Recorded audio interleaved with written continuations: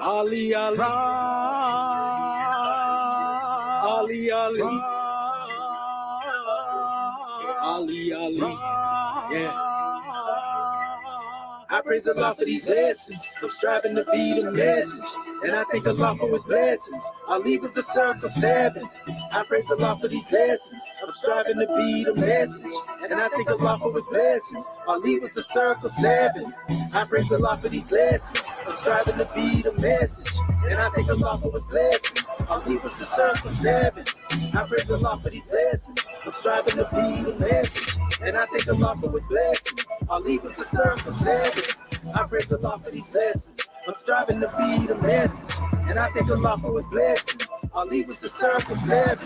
I praise Allah for these lessons. I'm striving to be the message, and I thank Allah for His blessings. Ali was the circle 7.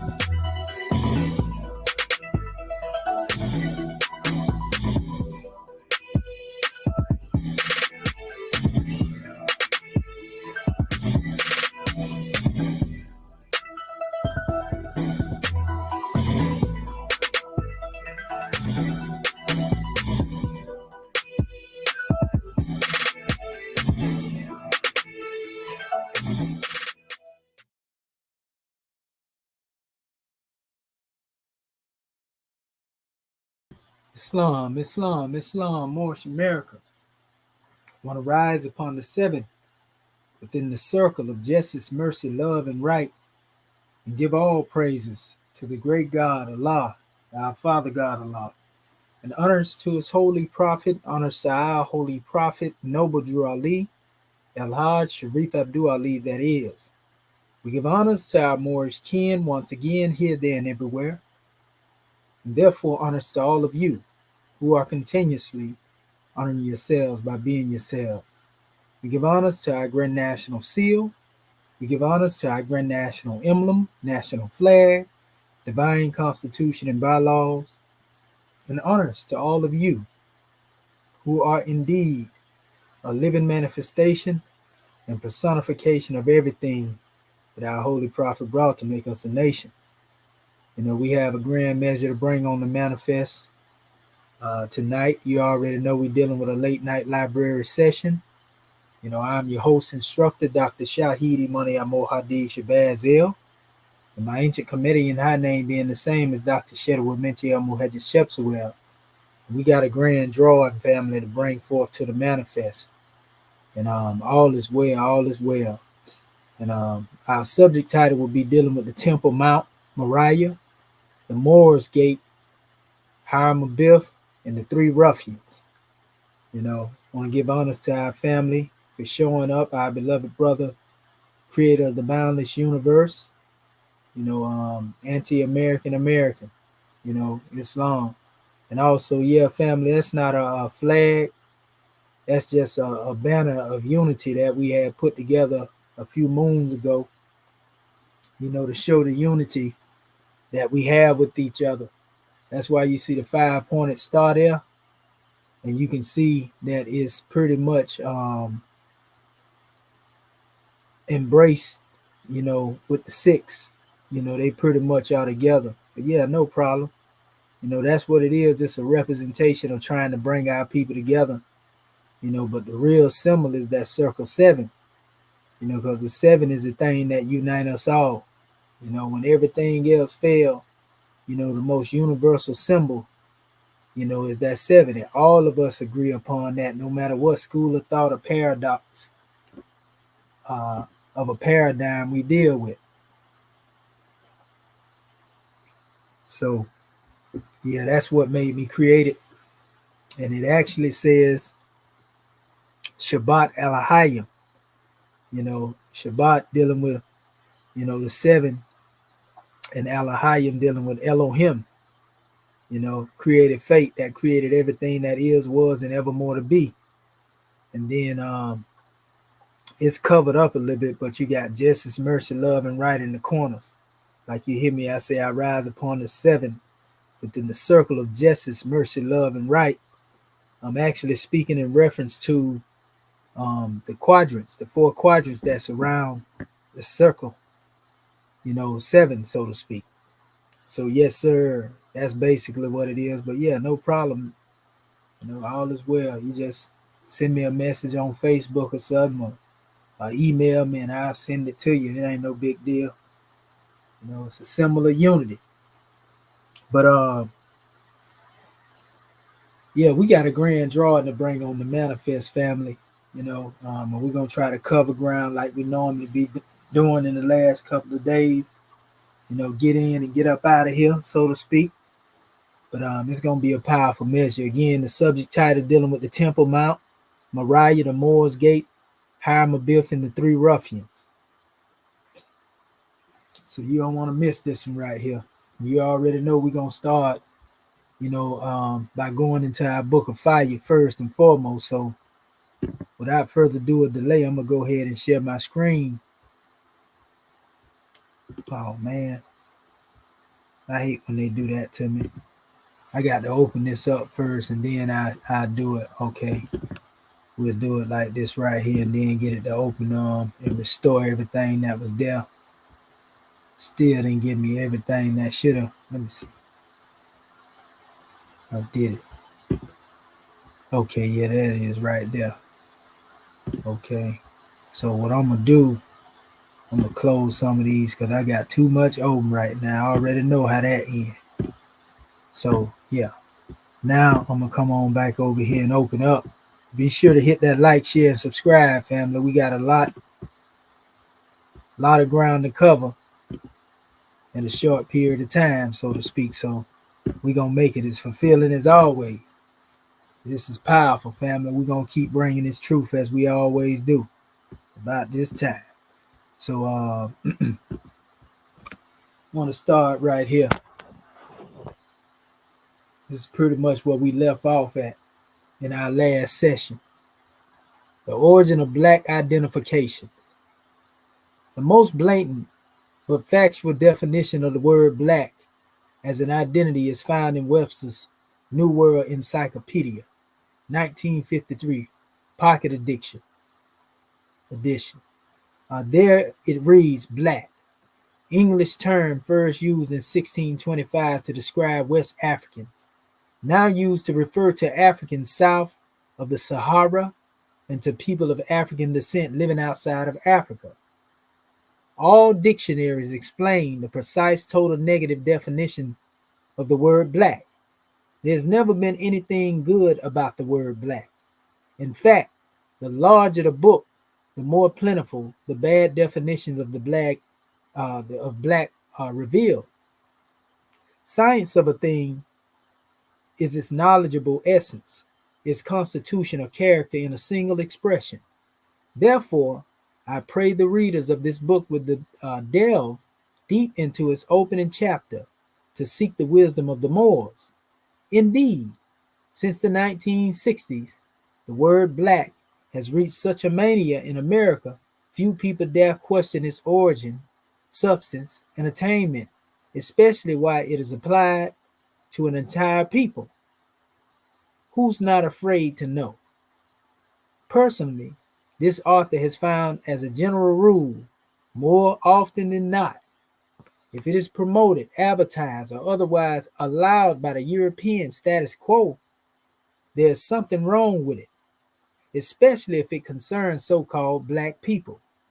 Somewhere down the road of truth, those things will either break down, disappoint, deceive, maim, or even kill them.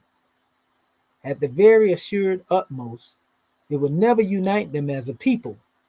I also realize most readers who begin reading this biography, who believe they are black, are putting their egos up for much needed beatdown. No one enjoys being made a fool, prostituted, or abused.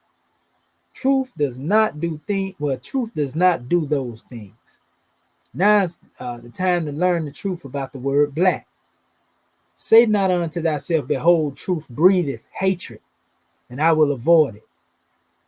We got to get out of that state of mind right there, people. Being shy or being afraid to speak the truth because it's going to bring you hatred. You see what I'm saying? Come on now. What part of the prophet teaching we going to do? We're going to embrace his teaching. As we will, we're going to take parts of it and try to, make whatever it is we see fit, and then reject the other portion of it. If you're going to accept it, you got to accept it all. Mastermind never screen themselves for the sake of reputation and fame.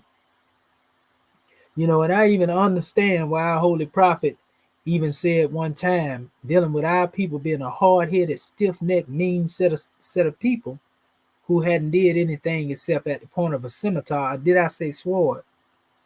He say, Moors, I have a good mind to leave you. You see? I understand exactly what Prophet Noble Ali meant by that. But say not unto thyself, behold, truth breedeth hatred, and I will avoid it. Dissimulation raises friends, and I will follow it. Are not the enemies made by the truth better than the friends obtained by flattery? See, we have people quote this, but when it come down to actually living a manifestation of this, they want to run from it. They want to shy from this special drawing. We going to give it to you uncut. It don't matter who like it or who don't like it. You see? One thing we know is the great God Allah knows the intent, and he knows us in the heart. And so we as a people have to correct, ourselves. We got to study ourselves, and stop trying to find fault, in each other and so forth and so on. You see? But it says, naturally doeth man desire the truth, yet when it is before him, he would not apprehend it. And if it forces itself upon him, he is not offended at it. The fault is not in the truth. Ain't nothing wrong with the truth, people. It's something wrong with those who don't want to receive the truth. It's something more wrong with people who feel cringed when the truth is being spoken. If the truth make you feel uncomfortable, then you must not be a part of that particular cloth that the truth, is woven from in its pattern. If the truth sound like hatred to you, if the truth sound like, something that's wrong to you, then you need to tune, in your divine antenna. Because, you're off frequency. You see? But anyway, it goes on to say,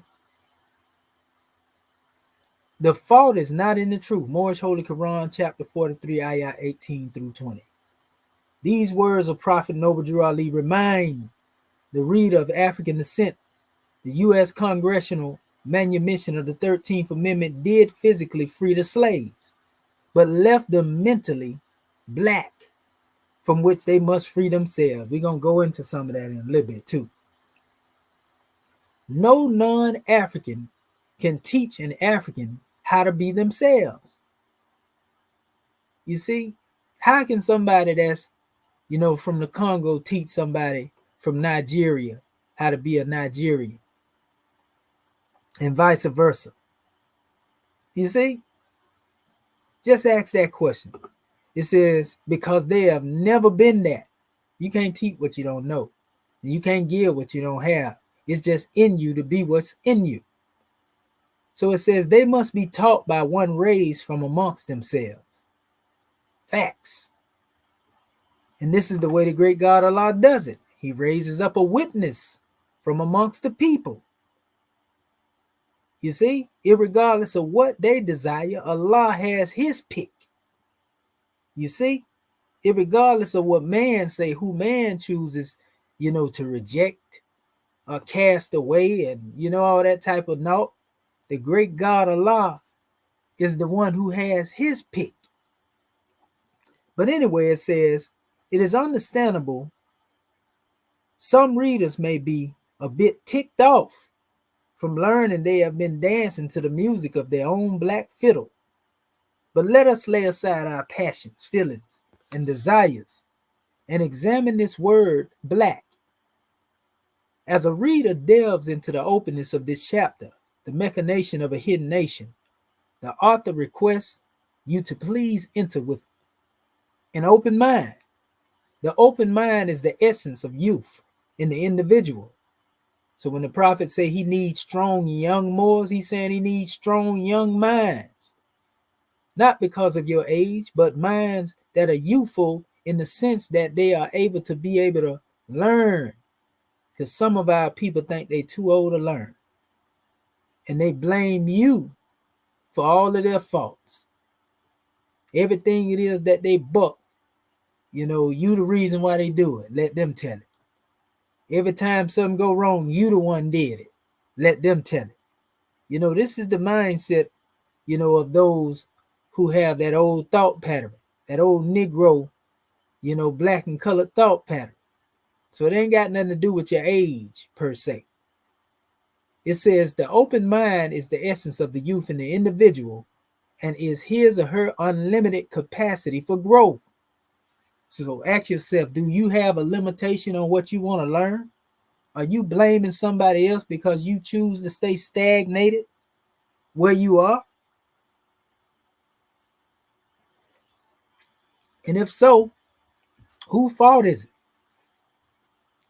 Surely it's not somebody outside of you hindering you from becoming who you're destined to become unless you believe that they're your God and that their power extends beyond that of the great God that is within you.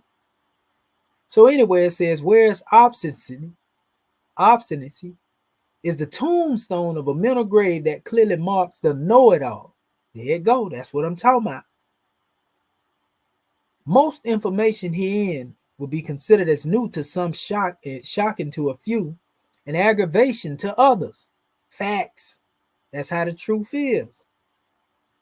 Nevertheless, the latent wisdom in the following chapters is contingent upon understanding one thing. Here in the United States of America, an invisible nation, 60 million people, has been forged by the manumission of the United States slaves. It says this nation is real. The national name has not been revealed to protect the guilty. It is in the nature of Maya to make the real appear as unreal, and the unreal is real.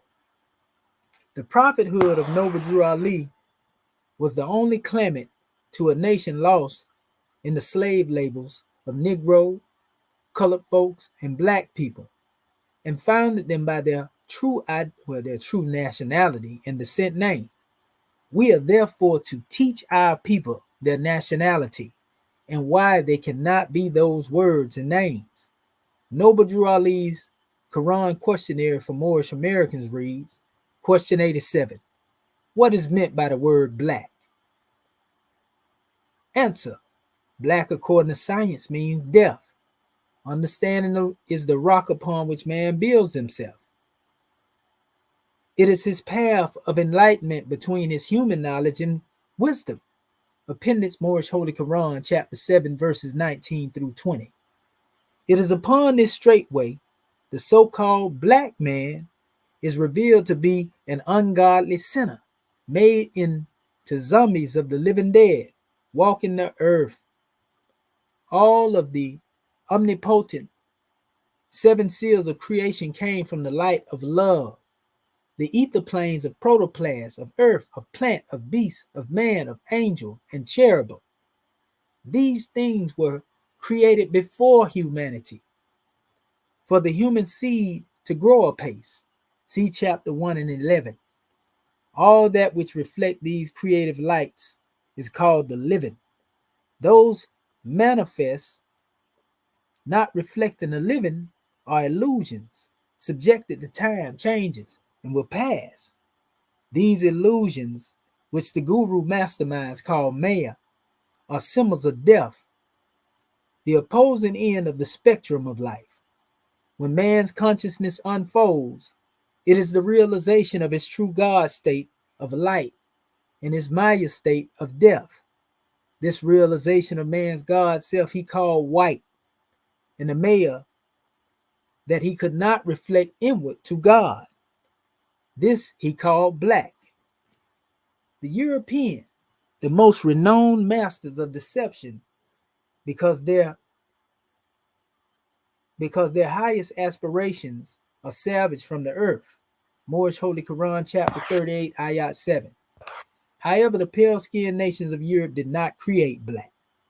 This was done as a thought of the great God through the Elohim.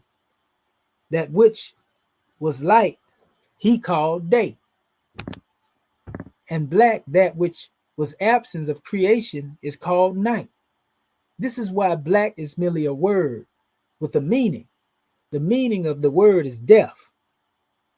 It is this meaning of the word black in which the nations of Europe used to mark, are used as a mark to describe their captured natives of African descent.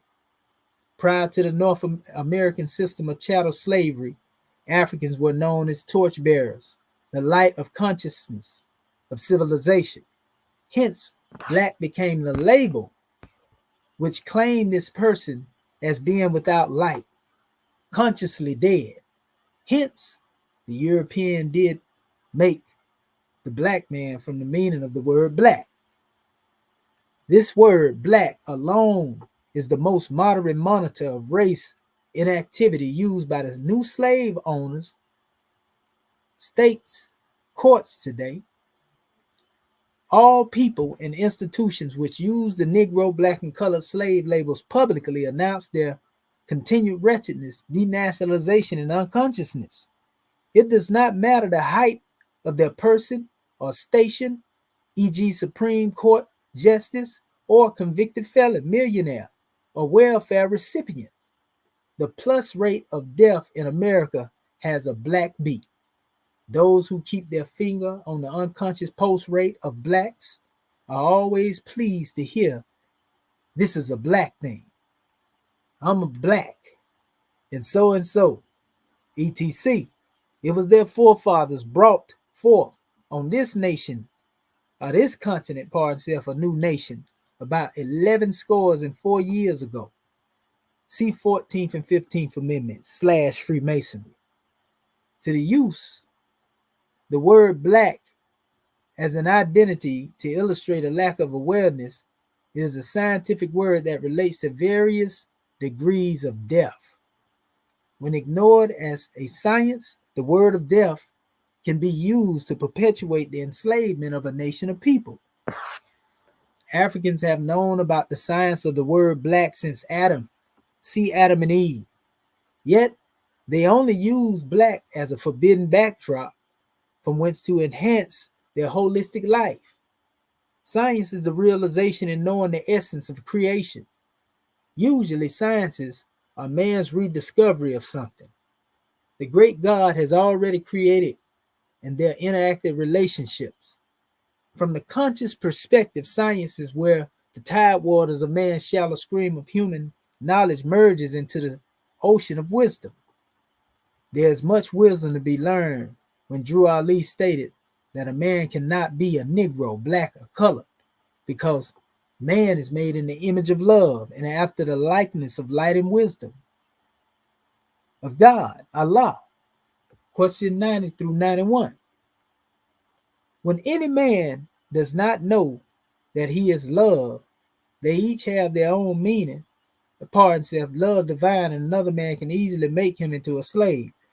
White, like black, is just a word, and there are words that each have their own meaning. So-called NBC people should be particularly careful of their calling the name of any God. They should research the origin and the source of the God they serve. Chances are they will find their God came from the same masters that gave them the names Negro, black, and colored.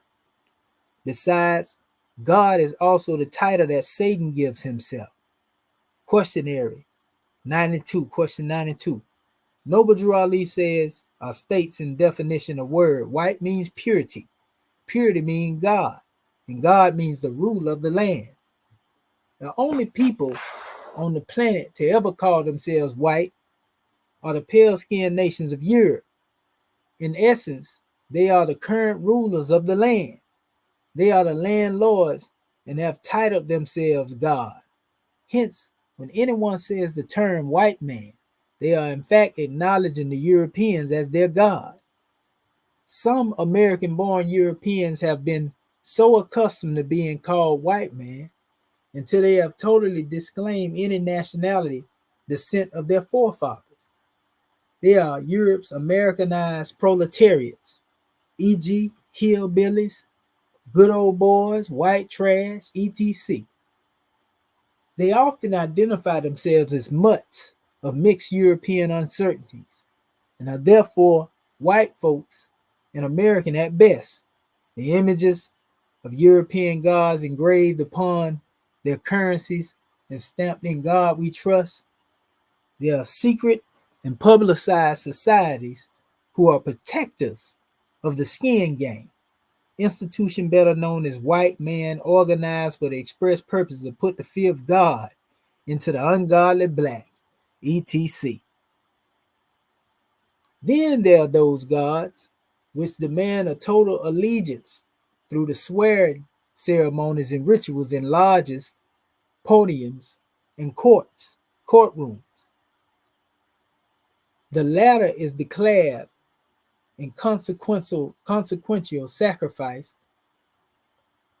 of the same white man, God, they pray to. So help me God. See Freemasonry. Nevertheless, the only American-born prophet also wrote in his bylaws, this is a new era of time now, and all men now must proclaim their free national name to be recognized by the government, their Moorish government, in which they live in the nations of the earth. Act 6. This chapter, Noble Drew Ali will address America's esoteric quest in her machination of an entire people. This illusionist nation is like a garment made from the fabric of Maya and woven in the U.S. slave laws, laced with the political seams of the Reconstruction Amendments. See 13, 14, 15th Amendments. Made of Maya, these people labeled Negroes, black people, and colored folks, NBC, are in the semblance of a nation, yet they are neither a people nor a nation, and therefore do not exist on the international tapestry of the human family. Tragically, the NBC people and all other nations of the earth feel in their hearts there's something very, very wrong with their picture. Somehow, they have not and cannot blend well on the international scheme of things, but only a powerful few know the reasons why. That is until the publication of the Exhuming of a Nation. Today, the subject matter is taboo. It says and not socially correct for open discussion. This is especially today, especially inappropriate. A discussion amongst the NBC, whose last words are slavery. Oh, that was before my time.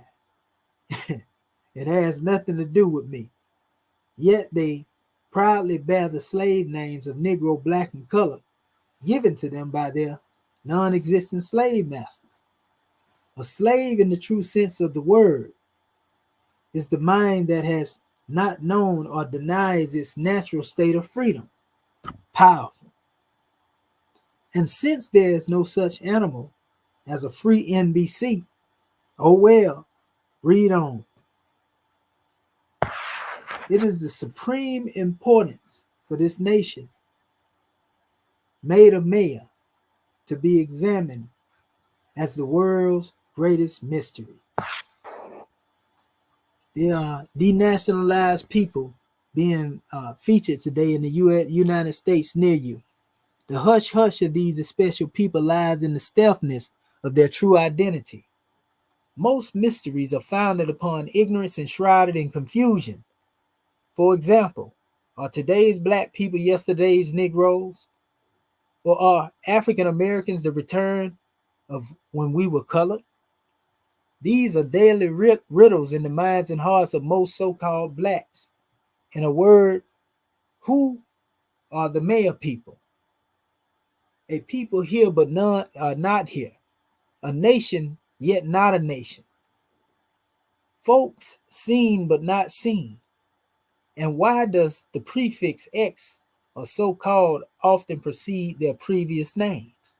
Intentionally, this is a mass confusion among the masses. Prophet Noble Drew Ali was the only spiritual being to come with the solution to this magnanimous mystery. What most Americans don't know is that this vast enigma is more of a conundrum to the NBC than anyone on the planet. Most descendants of former slaves meticulously avoid such common-place questions as who are we? Where do we come from? Where are we going? The 1992 introduction of a new straw man label, African American. The straw man has been declared a lawful expendable and non-existent fiend citizen, often referred to as a person. Example, person as used in the 14th Amendment. This term came into practice in 1871 when the United States lost its sovereignty and returned to being a corporation known as the United States of America, all caps. It acquired a national debt and had to warehouse its citizens' collateral. This type of system of slavery, which held its descendants from Africa, ex-slaves still had no idea who they were as a people. During the 19th century raising era of Marcus Garvey and Noble Drew Ali, the most constant question about ex-slaves that has been and still is, what shall we call them? The true history reveals the slaves and ex-slaves of North, Central, and South Americas with the Atlantic Islands were a community of African nationalities extracted from the ruling Moorish Empire, with Morocco as the Western Kemetic capital. I want you to remember that. Neither the great God nor Africa made Negroes, black, and colored people.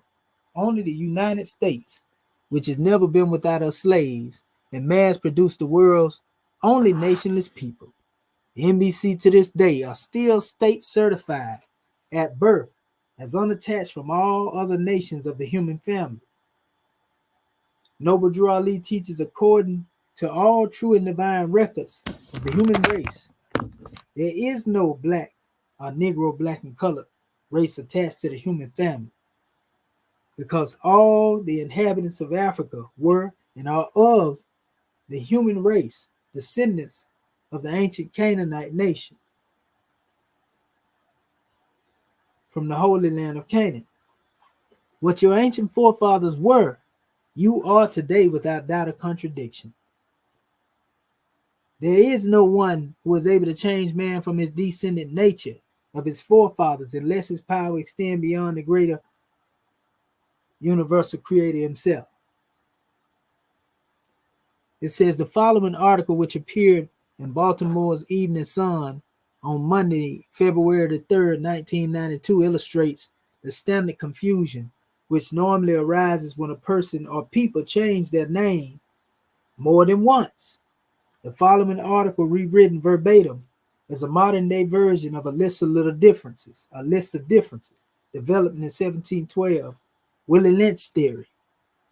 This article is also being used as a transitional springboard to show the true need to adhere to the teachings of Noble Drew Ali, when constantly explained to the Moorish the importance of having one free national name.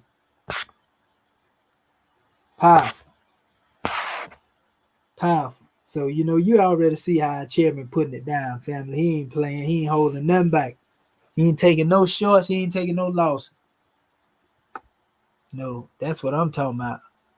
Hold up, let me check on my family real quick to make sure we still live, because we already know how this demonstration go, right? Okay, yeah, most definitely. All is well. Let's get back to it. It says the Baltimore Evening Sun, Monday, February 3rd, 1992. Editorial of the Voices. I have a plan.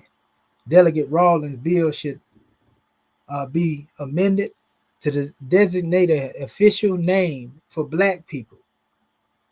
Each month of the year, think there isn't a room in the nomenclature? Peruse the following list. Gregory P. Kane. If African American does not please, here are 11 more. Gregory P. Kane. Baltimore, right? Delaware, Howard. It says Pete Rawlings has proposed, a law to have Maryland's black population referred to officially as African American. Forgive me if I don't admit, a scream of ecstasy about the notion. At the tender age of 40, I have already been called three things: colored, Negro, and Black, in that order. And I have no desire to be called something else in my lifetime. 10 to 15 years from now, someone else will be proposing still another challenge. I have a plan to prevent that. Delegate Rawlings' bill should be amended to designate the official name for Black people each month of the year. Think there isn't room in the nomenclature? Peruse the following list. January official designation would be colored. It's old and outdated, but we will find there are some Blacks and whites comfortable with it. February official will be, in their designation, a Negro. This term has been discredited by Black nationalists who claim it was invented by Western anthropologists as a part of white racist supremacist agenda. According to the nationalists, here's how the scam worked. Any Black people in Africa who showed no sign of civilization were classified as Negroes. Blacks, it says, who are clearly just as dark or darker, but who showed signs of being civilized, were classified as Hamites and conventionally placed in the Caucasian race.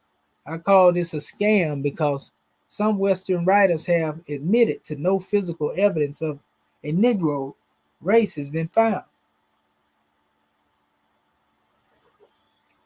That sounds like your boy in the book we read called The Negro. Yeah, they want you to believe we didn't exist, huh? But anyway, March official designation would be Black. This term is gone from one of the a program. It says to call some Black in the colored Negro days could actually start a fight.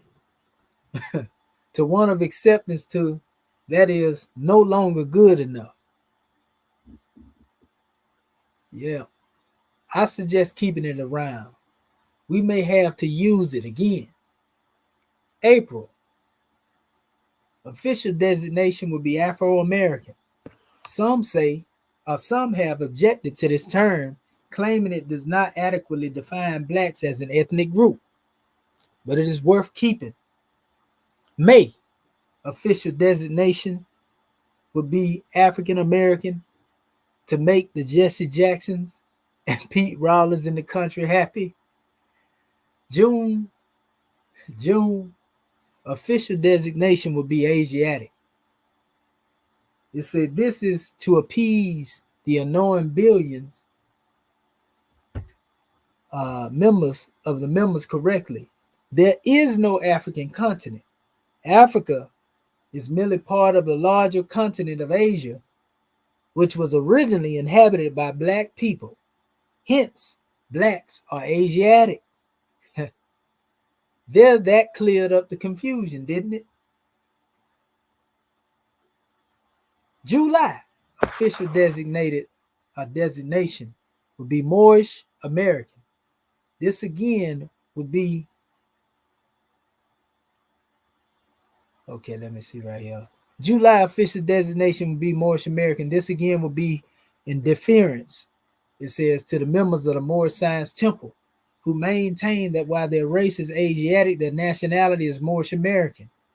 I say, we humor them for the months of June and July, provided they shut up the rest of the year.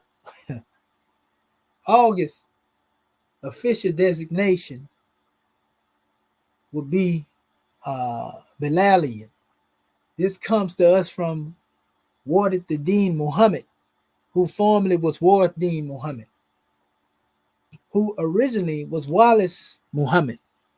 Wallace Muhammad was Elijah Muhammad's successor as leader of the Nation of Islam. Black Muslims, right? And changed the name of the organization to the World Community of Islam, and then the American Muslim Mission. Between all these changes, he put forth his case for calling Black Americans Bilalian, Bilal, an Ethiopian who was the Prophet Muhammad's first convert and was also the man who initiated Islam, right? Islam's call is prayer. In Warith Din Muhammad's worldview, Black American converts to Islam were, in essence, issuing a call to prayer to other American Blacks to return to their West African Islamic roots, much as Bilal issued the call for all. I say, okay, all Muslims hundreds of years ago, for such inspired and creative, if somewhat convoluted, convoluted, pardon self, it says logic. It say, I say we reward the Muhammad for 1 month. September, official designation will be Nubian, a term preferred by some Black nationalists in memory, pardon self, of the Black state on ancient Egypt's southern boundary that competed with Egypt for regional hegemony. October, official designation will be Ethiopian. The ancient Greeks referred to all Black people as Ethiopian. We read that last night, didn't we? And the term is stuck down through the ages, as late as 1910, when the Black boxer Jack Johnson was pummeling White Hope James J. Jeffries into a mass protoplasm at Reno, Nevada. It says, and laughing while doing it, one pundit referred to the former as the grinding Ethiopian. It says November, official designation will be Cushites. Cush and Nubia refer to the same country on the ancient Egypt, or on ancient Egypt's southern border. This term is included only as a nitpick insurance for those nitpickers who are sure to moan if it is not included. December, official designation would be Sudanese. Hi, why not? Hey, why not? It states virtually every Black American has ancestors who live in the region of Western Africa known as the Western Sudan. I seen that in my DNA family. If U.S. Blacks want a term that defines their geographic and cultural heritage, Sudanese should do as well as any other. Kunta Kinte of roots fame was Mandingo, one of the prominent ethnic groups in the Western Sudan. In fact, one historian has claimed that some words from an Indian tribe, it says on Maryland's eastern shore, were found not to be Indian at all, but pure Mandingo. It says, this list by no means includes all the names suggested as appropriate designation for Blacks, just the most prominent ones. My plan has something for almost everybody and will, I hope, put an end to this tedious debate. It says now, henceforth and forevermore. It says by columnist Gary P. Kane writes from the Baltimore Evening Sun, the lawful key. The laws of a government that are used to enslave and re-enslave can also be used to free the slaves. 1865, the grandsons of European Masonic founding fathers legally brought forth on this continent a second new nation. The congressional manumission of the 13th Amendment's abolishment of slavery brought this new nation into existence. The new nation then became one family bearing one free national name. They must proclaim, right? They must proclaim their free national status before their government and the nations of the earth in order to be recognized as a clean and pure nation.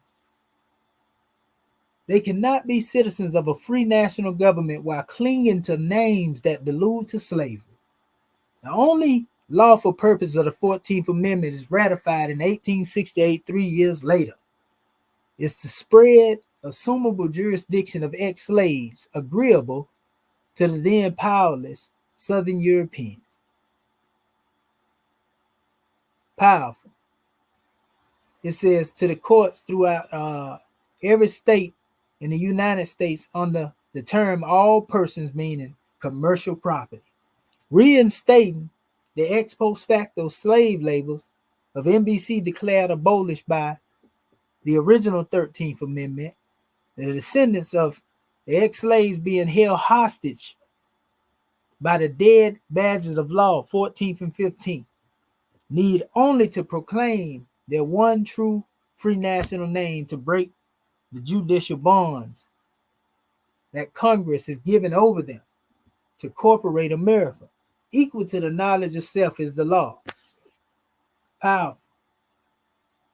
It goes on, it says, the making of Negroes, blacks, and colored people continue. A mind packed with ignorance is never content. Illiteracy constitutes instability and unhappiness. Indeed, there is no bliss in the shallow world of unknownness.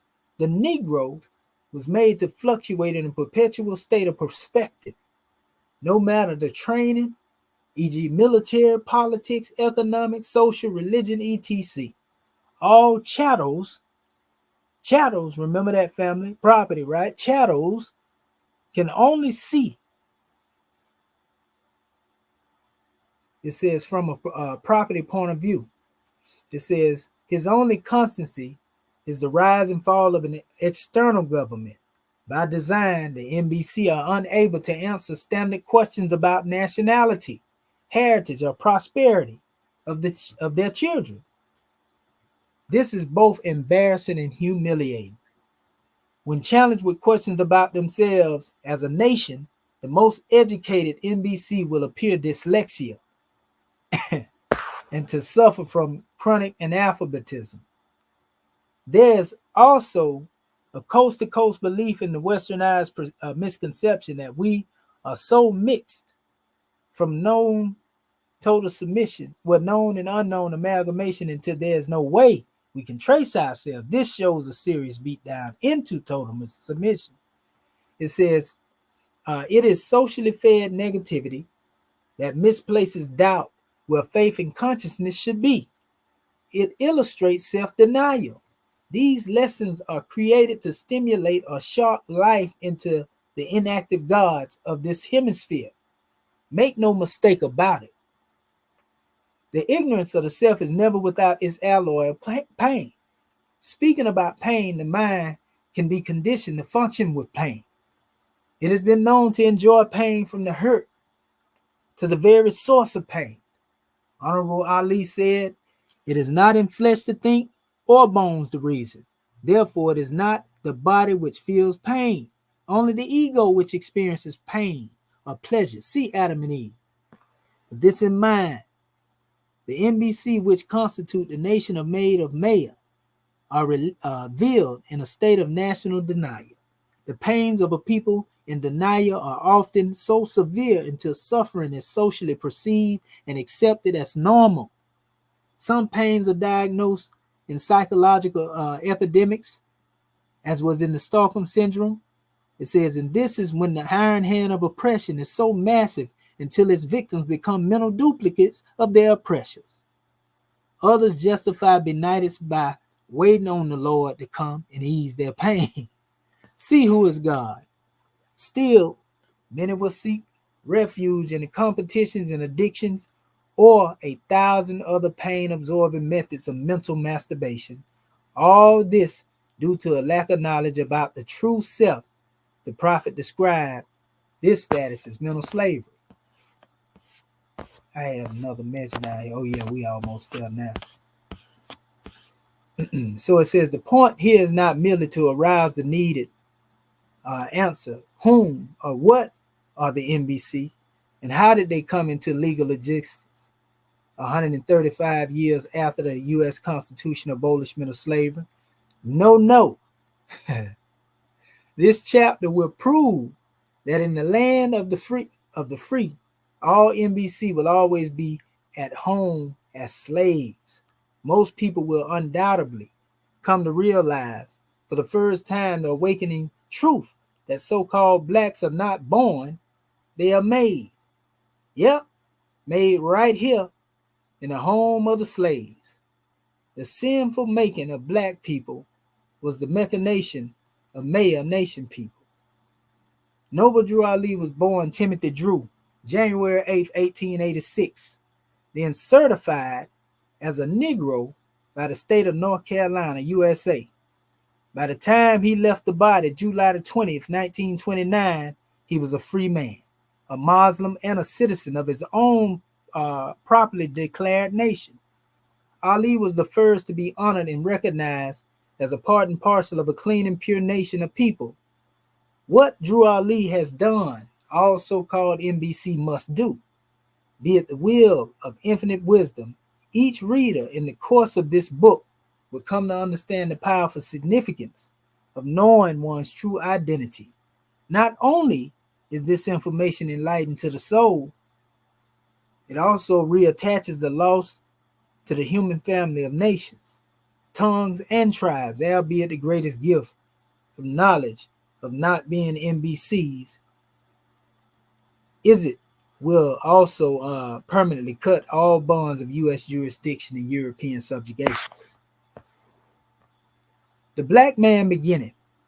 The origin of the black man began with the system of chattel slavery during the settle of the continental colonies of the pre-United States.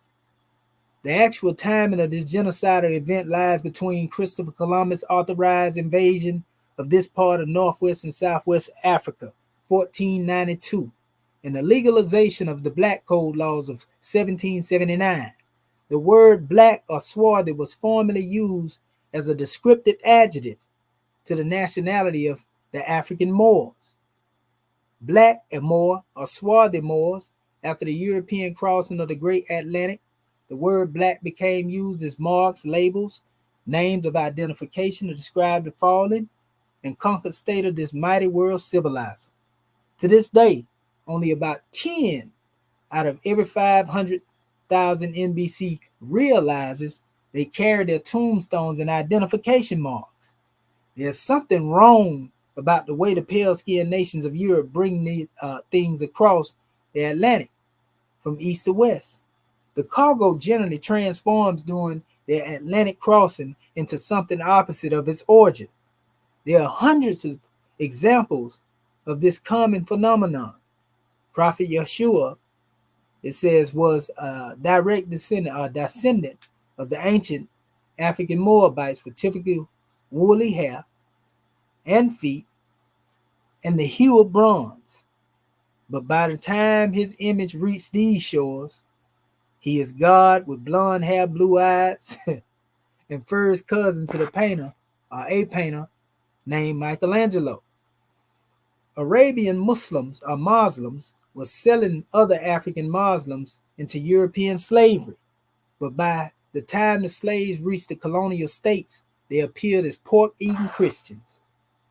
The Atlantic also saw the nationality of the Moors being stripped away, and by the time they landed here, their historical true identity was blackened into non-remembrance.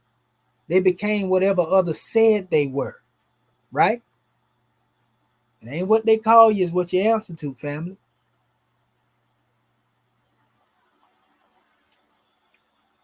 It states, this blackening of the Moors was no easy task. It took a lot of conspiring, secret oath taking, and 4 centuries to complete. Some say to this day nationality is not important. If this was true, why did the heads of Europe and America take it away? Your nationality is your divine identity. It connects you to the rest of the human family. Without it, one cannot trace themselves to their history or reason for being. To cement matters,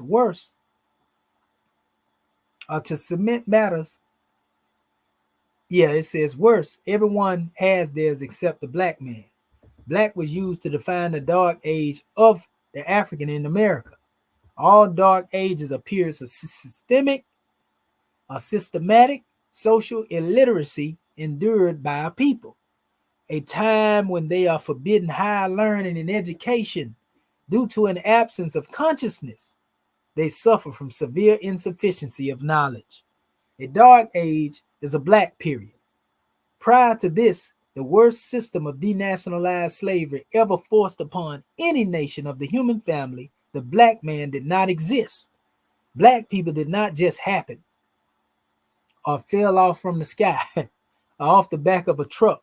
All black people as they are were made according to design by the minds of men. There were no black people, black language, black histories according to science. Black is just a word. And the word means death, the absence of light and void of life.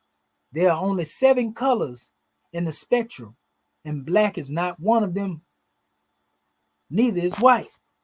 My people, being a newborn nation, fresh from the United States constitutional womb of slavery, were unimaginably weak from centuries of legally enforced ignorance.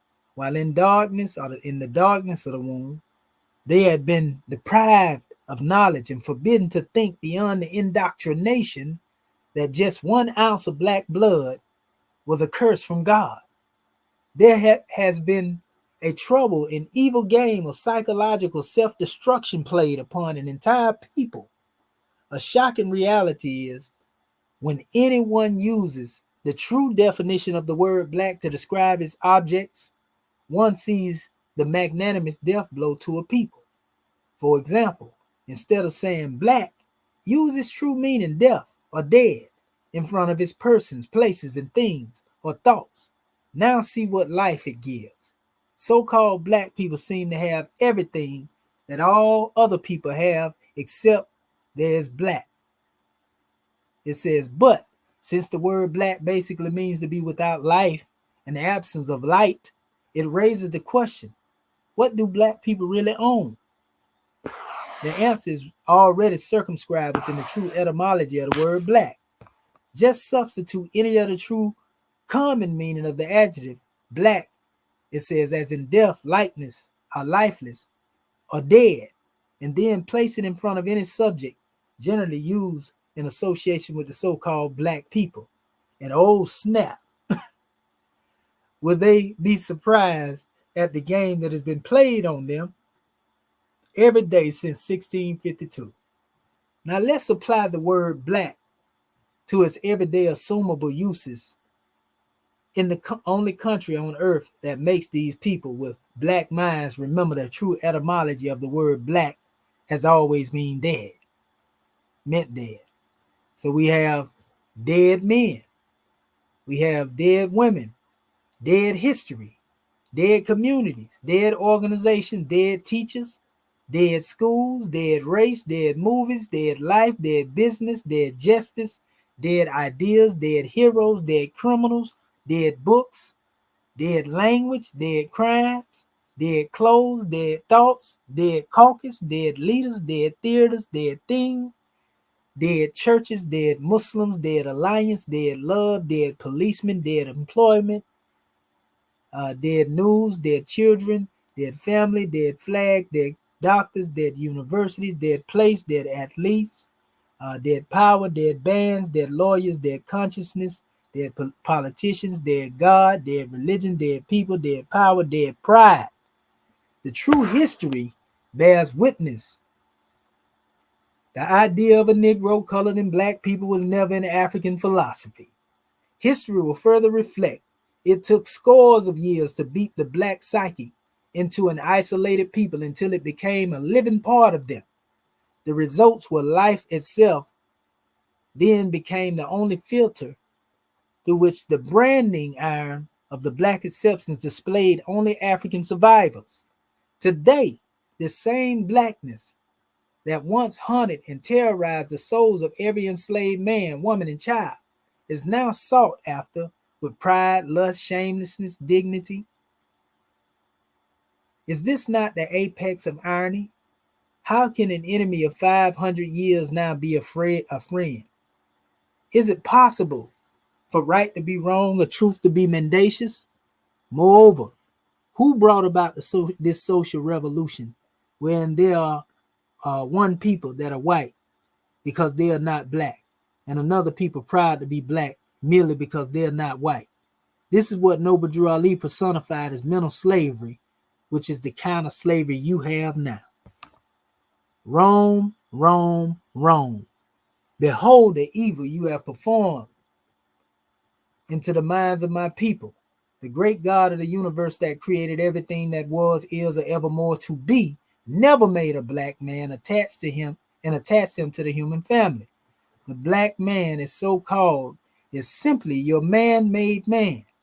He was created in the image and likeness of his slave master. At that time, to be the furthest beast and only 3/5 of a person. We know this to be true. Every man made by divine design has all 5 parts: spirit, soul, flesh, creed, and nationality. The latter 2 were systematically removed from the slaves of African descent during his chattelization.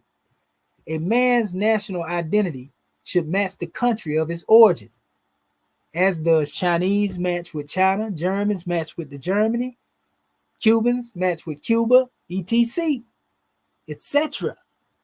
There is no black country, nor Negro nation, nor colored or Afro state anywhere topside planet mud, so where he can truly call home. The word black, as the grade and identifications was first tested, it says as first color is infamous skin game. The skin game was introduced by the English settlers.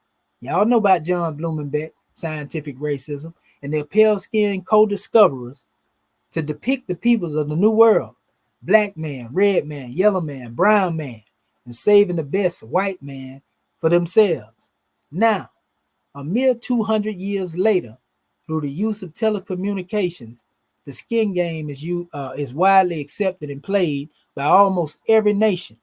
These descriptions are often used to replace ignorance of the true nationality or their willful neglect thereof.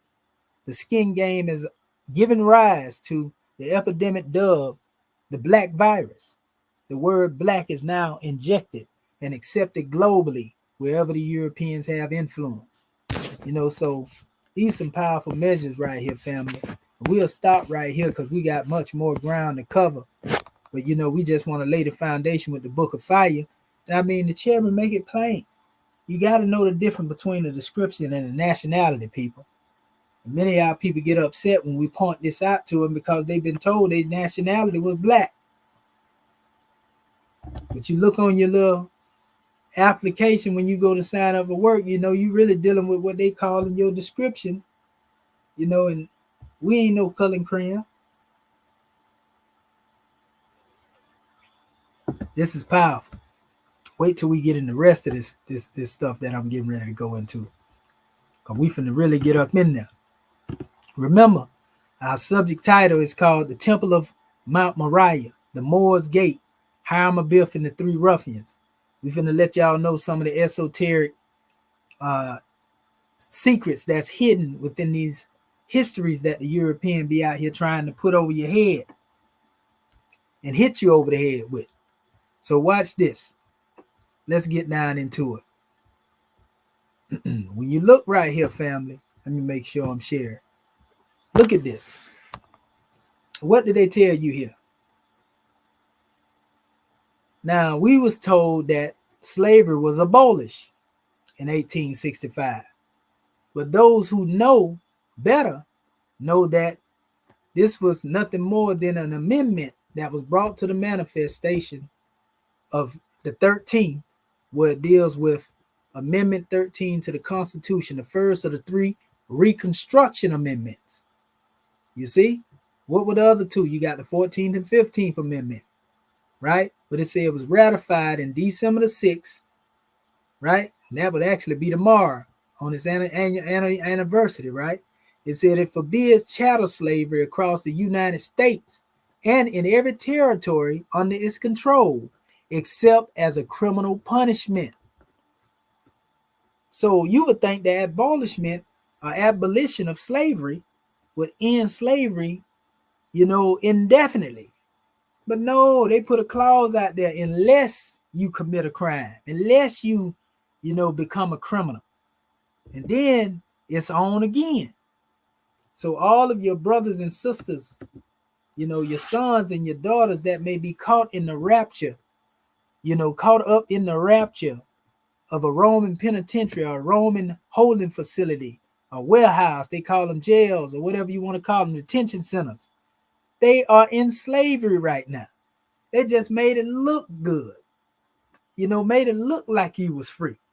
But anytime they can say you committed a crime, and we already know just by us accepting these labels that they gave us, that automatically puts you in the criminal zone under vagrancy laws. You're a vagabond, according to the way that they demonstrate. That's why they try to, again, put all of our young brothers, the youth, in a felonious situation while they at a very early age. Because this will be used to restrict your movement in every way, individually as well, being a collective. Once you get that asterisk by your name or you get that stamp, it's hard. It's hard. So people should give honors to mainly our sisters sometimes don't understand that brothers are literally being targeted. This is the way that they demonstrated this system. We ain't making no excuse for no deadbeats now. We just saying that, your man, sisters, your king has been targeted. And for us to come through years of being treated this way and still some of us be able to be resilient in that, that's brilliant. Because no other nation on the earth has the hand of a people against them like, the so-called Negro, so-called black, and so-called colored man people. No other people in the world. It's special emphasis made on keeping us broke, keeping us disenfranchised, keeping us separated from the family, keeping us in a situation or position that we can't be exactly what it is that we would really like to be, because we too busy fighting like hell. We fight, just to be a man. You see what I'm saying? People don't understand that. And still we rise. Still soldiers come up out the rank and continue to fight, knowing the odds is stacked against us. Even so much so our sisters don't understand. They say, all right, we can't beat them, so we're going to go over there and we're going to get with them. You understand? That's a terrible condition. You see, and then we get blamed for it all, even though we were set up for failure from the time that we come from the womb. We get blamed. You see? Because our sisters see us as powerless, brothers. And a lot of this powerlessness actually comes from a lack of unity. It comes from a lack of respect and love for each other, because we've been taught to be so much on our own to where the trust ain't even there like it should be. Even when you have those who have good intent, they always suspicious You know what I mean? We ain't talking about when you see somebody acting crazy. We just talking about when somebody, you know, that's what they doing. You know they out there on the front line, putting their life on the line for you every day. But still, you want to go and try to find fault. You want to go to try to find a reason that what they doing ain't right. You want to try to criticize. You know, this is crazy. And yet and still our bread is being eaten by another. Everybody want to blame everybody. You see what I'm saying? This is hatred, people. And I seen it at high levels of where it wasn't supposed to be. And the hatred still surfaces. The distrust, dislike, the meanness still surfaces. You understand? Ain't nothing wrong with identifying a turncoat with being a turncoat. Ain't nothing wrong with identifying the enemy within the ranks and calling them out for it. Nothing wrong with that. But I'm saying that when it come down to the unity that we should have, family, it ain't there. It ain't there. You know, because our people putting on. You know, they only go so far before they rear up and show their head, show their fangs, and go to hissing and carrying on. You know what I mean? Sad, terrible situation, wretched condition. You know, but soldiers understand what their duty is, and they got their marching orders. You know, and if they the last ones on the island of liberation, a soldier gonna be a soldier regardless. You know, no matter how it look, a soldier gonna stay on the front line and keep it moving. You know, if a soldier drop the guard as a result of that, then that's what it is. Ain't no fear there neither. We got to do that too. You understand? We ain't running to it, but we just saying, man, our people got to get their priorities together. The great God Allah ain't gonna uplift no cowards. I don't care how you try to sugarcoat it and how you try to make it sound. If you ain't got it in you to really be willing to, you know, go to the greatest, you know, degree possible to get your liberation, you ain't gonna get it. And in most cases, you thinking like that, you in the way anyway. You part of the problem. And the reason why we continue to suffer like we do. Because you fear man more than you fear God. You can make your mind fry anything, but you fear man more than you fear God. And that's big facts. So let us go on. Because we're dealing with this time period around 1865. They told us we were supposed to be free. Well, we just established unless you commit a crime. So after the so-called freedom come on the manifest, we talked about this already, Code Noir, 1685, the Black Code laws that was originally passed, and then they actually came into play in 1865. After the Civil War ended, some states passed black codes. That's why we don't identify with that terminology, because you accept it, then you accepting what come with it. Black codes that severely, you hear that? You know what severely mean, right? Severely limited the rights of black people, many whom had been enslaved. These codes limited what jobs African Americans could hold and their ability to leave a job once hired. Many people be under that whip right now in this new era and time, and Rome doing them any type of way, treating them any type of way. They want to leave, but they can't leave, because if they leave, their lights going off. If they leave, you know, their transportation going away.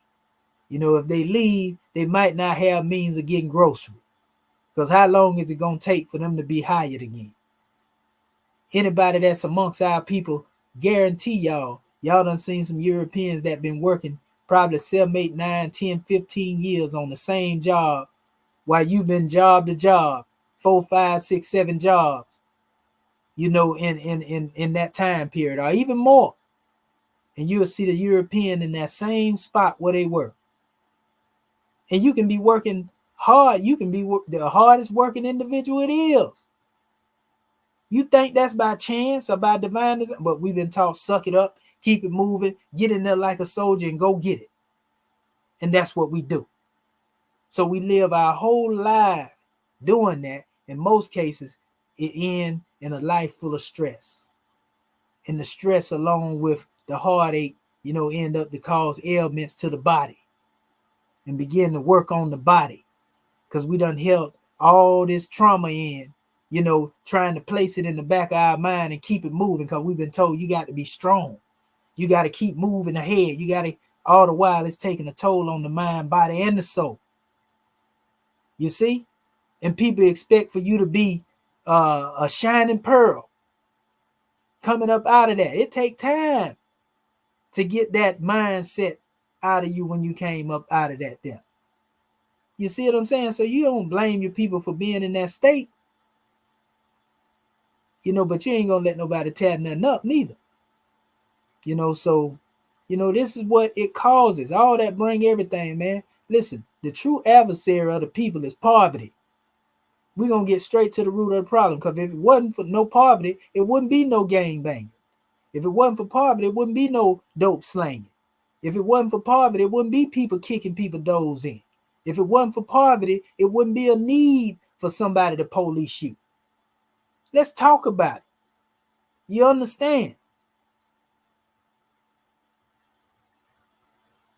We have to take risks and chances even when we doing things on a legit level in order to stay afloat. You taking a legitimate risk. You know what a legitimate risk look like? When you really trying to walk upright and demonstrate the way you supposed to be. That's why most of our people ain't able to go the whole mile, family. Some of us, can continue to be resilient during down times. But that don't mean everybody's saying. Some people break and say, that's it, man. It is what it is, man. I'm going to get rich or die trying. Whether it got to do with whatever I got. This is what it do to some of our people, unfortunately. Because that's what I seen being a distraction for most of the people when it come to building. Man, I got to go out here, man, and, go on the Roman plantation. Got to go get this money, man. You know what I mean? That's how it happened. Next thing you know, the union is broke. Ain't nobody there. So this is all in 1865. We just showed you. Remember, 13th Amendment passed in 1865. We see it still got you in a slave status if you commit a crime. So you ain't free like they told you was. Then 1865 also deal with the black codes that was passed to limit you. Look at this. This is political warfare, people. You can't see that. I can't make this stuff up. And this stuff stands today, right now. This ain't just some stuff of the past. This is exactly how it is right now. Y'all know it because you see it. And if you don't see it, you are part of the problem. You probably up there, thinking you got something going on in the house. While the brothers and sisters out there in the field, if you know what I mean. We ain't got to add the other attribute to it for you to know what I'm talking about. The house in the field, you know what I'm talking about. So anyway, as we move on, this brings us also to the concept of this so-called, 3/5, measure. A lot of people think that this 3/5 is just dealing with where one is declared, where one is not free, and they would be counted as 3/5 in individual and purpose and determining congressional representation. In other words, taxation without representation. Everything they chose to bestow upon you without any type of representation. Because you somebody else's property. See, 3/5 clause thus increased the political power of slave-holding states. It didn't decrease the power of political in the aspects of slave. It increased. So as long as you are considered in the 3/5 clause, 3/5 of a human being, mind, body, and soul, somebody can manipulate you and do exactly what they want to do. And all you do, you take it laying down. They can just torture you, do anything they want to do to you. 3/5, mind, body, and soul, without a nationality and divine creed. So you're not whole. So it took Prophet Noble Drew Ali to come forth and raise you up, because you had been hit in the head and run the dead. You see, they had knocked all of the gumption out of you, all of your consciousness. You see, man, look at this here. This is all right here based on the time period, same time period. And we actually, I got some little things, excerpts out of this here, this particular work here, you know, that I took out of here. It was written during 1836 by Lydia Maria Child, American so-called Africans. It's got some measures in here, some clippings in this demonstration where they were breaking things down. This is one portion. Listen to this. It says, in different ages and nations, incidental mention of them as slaves to be met with the laws of most states of our Confederacy. But in one least direct legislation may be cited to sanction their enslavement. In Virginia, an act was passed in 1679 declaring for the better encouragement of soldiers, whatever in dying prisons were taken in war. It says, in which the colony was engaged should be free purchase to the soldiers, and taking them in 1682. It says it was decreed, that's the same time the chairman said that word black began to be applied. It was decreed that all servants brought to Virginia be by sea, land, it says not being Christians, whether Negroes, Moors, mulattoes, Indians, except Turks and Moors in amity with Great Britain. It says, and all Indians which should hereafter be sold by neighboring Indians, or any other trafficking with us as slaves, should be slaves to all intents and purposes. So they were trying to even enslave certain groups of the Moors. Until later in the 1740 measure, where they, wait a minute, we can't enslave nationals. It says these laws ceased in 1691, but the descendants of all Indians sold, it says in the intermediate time, are now among slaves. In order to show the true aspect of slavery among us, I will state distinct propositions, each supported by evidence of actually existing laws. Look at what they say. 1, slavery is hereditary and perpetual. You know what perpetual means, right?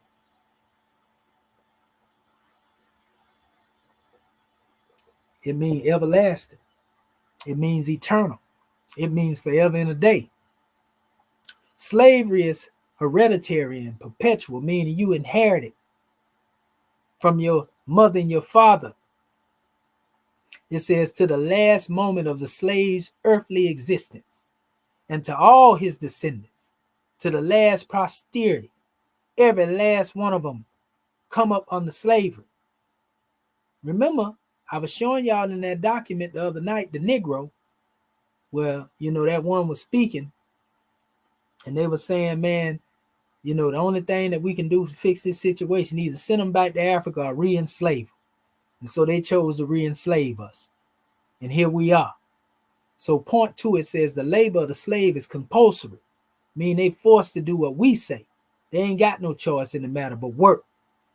And uncompensated, work without pay. While the kind of labor and the amount of toil and the time allowed for rest are dictated solely by the master.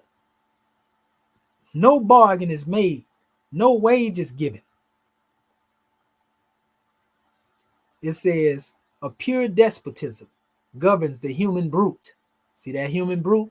They're calling you a beast. The Negro and the beast, right? And even his covering and provender, both as to quantity and quality, depend entirely on the master's discretion. Point 3, the slave being considered a personal chattel property, may be sold or pledged or leased. What do you lease, people?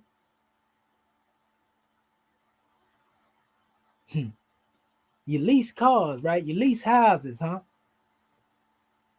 But it says at the will of his master, he may be exchanged for marketable commodities, trading you. And when you go on the prison system, industrial complex, and you look at the way it is, And how it's all on the stock market, it all makes sense then, huh? It's a more sophisticated way of demonstrating the slavery, where it's acceptable, it's marketable. You're a marketable commodity. Whether you're an athlete, a celebrity, as an actor or whatever it is you demonstrate, you're a marketable commodity.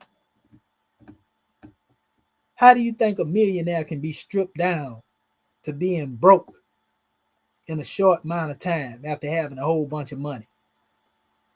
It says, or taken in execution for the debts and taxes, either of a living or deceased master. So you incur the debt and taxes of your slave master too. Sold at auction either individually or the lots to suit the purchase. And he may remain with his family or be separated from them forever. You think that this is just the past and this ain't going on now? Don't fool yourself and don't flatter yourself neither. Point 4, slaves can make no contracts and have no legal right, it says, or any property, real or personal. You ain't got the right to own nothing. Like Tupac said on the song Hellraiser. He said, when the NIGGA getting richer, they come to get you. You see, that's what our brother Pac said.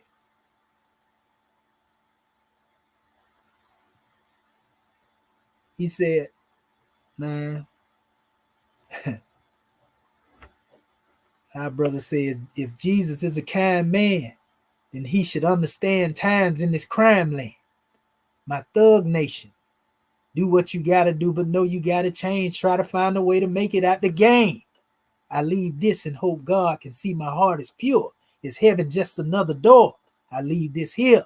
I leave this and hope God see my heart is pure. Is heaven just another door? And my people say. You see? But anyway, it says slaves can make no contracts and have no legal right, a real or person, their own honest earnings, and the legacies of friends belong in point of law to their masters. Neither a slave nor a free colored person can be a witness against any white or free man in the court of justice, however atrocious may have been the crimes they have seen him commit, right? It says, but they may give testimony against a fellow slave. They can rat on their own kind, but nothing they say against master gonna stick. They can tell on each other though. They can rat each other. They can turn Judas goat and turncoat on each other now. But that don't mean nothing when master demonstrated, even if you got all the evidence in the world. Or free colored man, even in the class cases effective life. It says, the slave may be punished at his master's discretion without trial, without any means of legal redress. Sound familiar to you? Whether his offense be real or imaginary, meaning if it was real, you did it, or if you didn't do it, they made it up. You can still be punished without no proper recourse or due process of law. It says, and master can transfer the same despotic power to any person or persons he may choose to appoint. The slave is not allowed to resist any free man under any circumstances. His only safety consists in the fact that his owner may bring suit or recover the price of his body in case of his life is taken or his limbs rendered unfit for labor. Wow.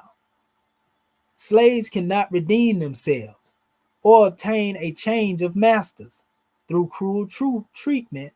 Though cruel treatment may have rendered such a change necessary for their personal safety. In other words, if they put you in a status, they say you Negro, black, or color, they'll try to say you can't redeem yourself. You see, you got to be that forever and a day, unless you got consciousness, right? You don't care nobody, you fearless.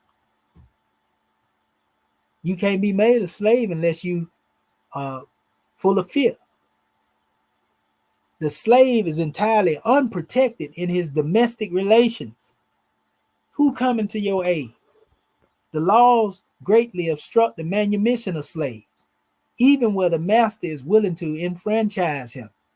So even where you think you're doing it, you still a slave. The operation of the laws tends to deprive slaves of religious instruction and consolation. Facts. The whole power of the law is exerted to keep slaves in a state of the lowest ignorance. See? It sounds like this is just a thing of the past, but those who know that it's still going on right now. Either that or you in denial. There is in this country a monstrous inequality of law and right. What is trifling, fault in a white man is considered highly criminal in the slave. Huh?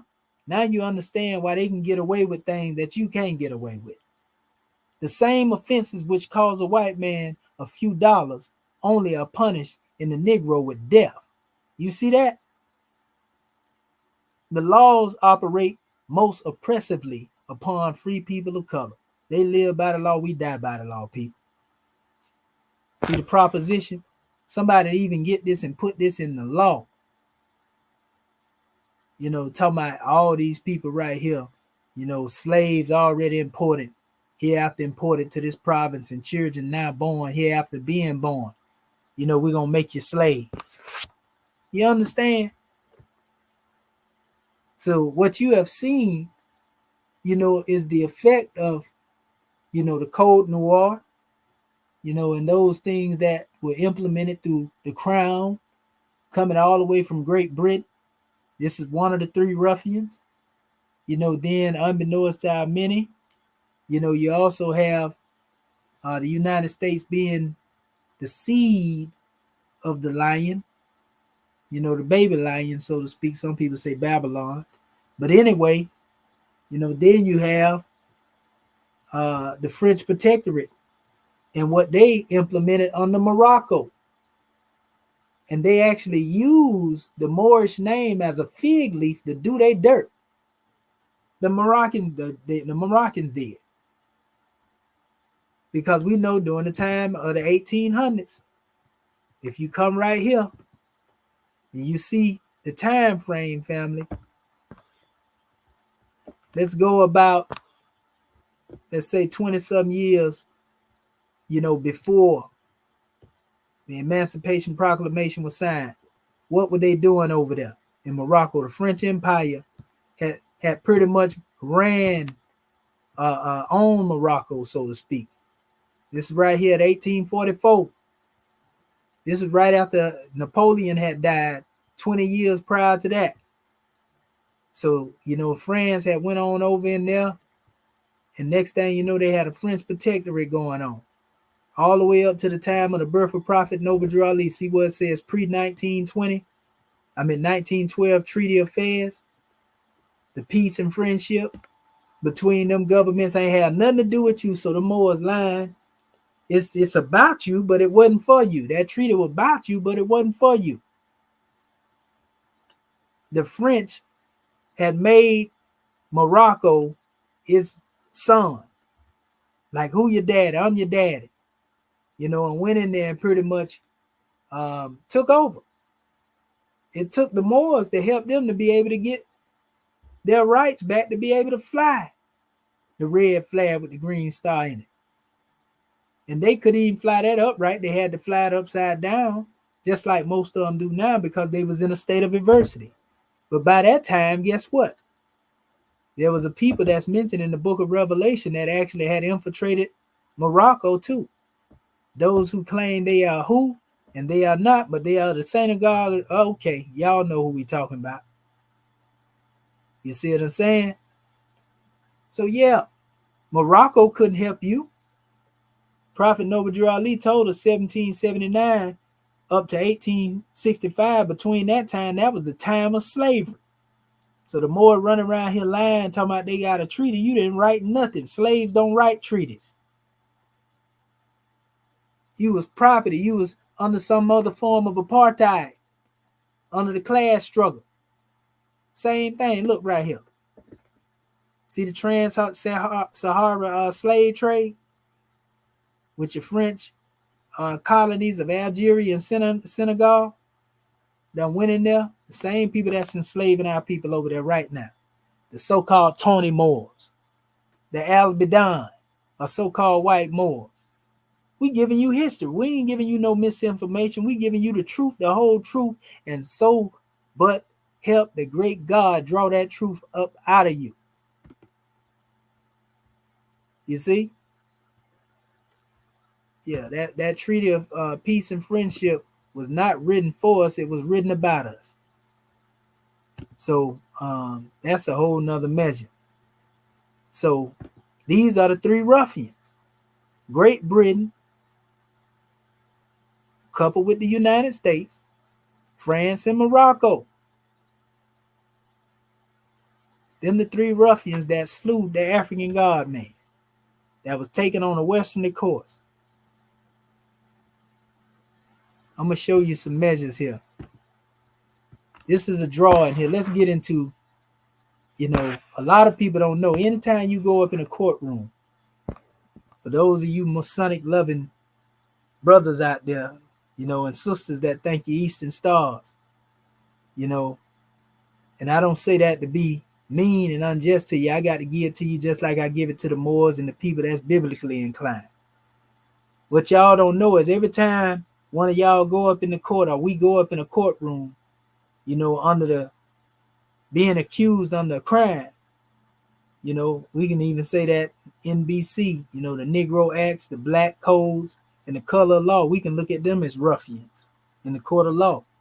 When they bang that gavel, synonymous with the said maul, and get off on you. Y'all know how it go, family.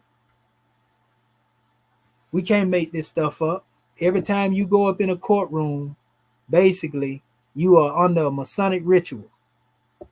The judge sitting in the east become your worshipful master. You become Hiram Abiff.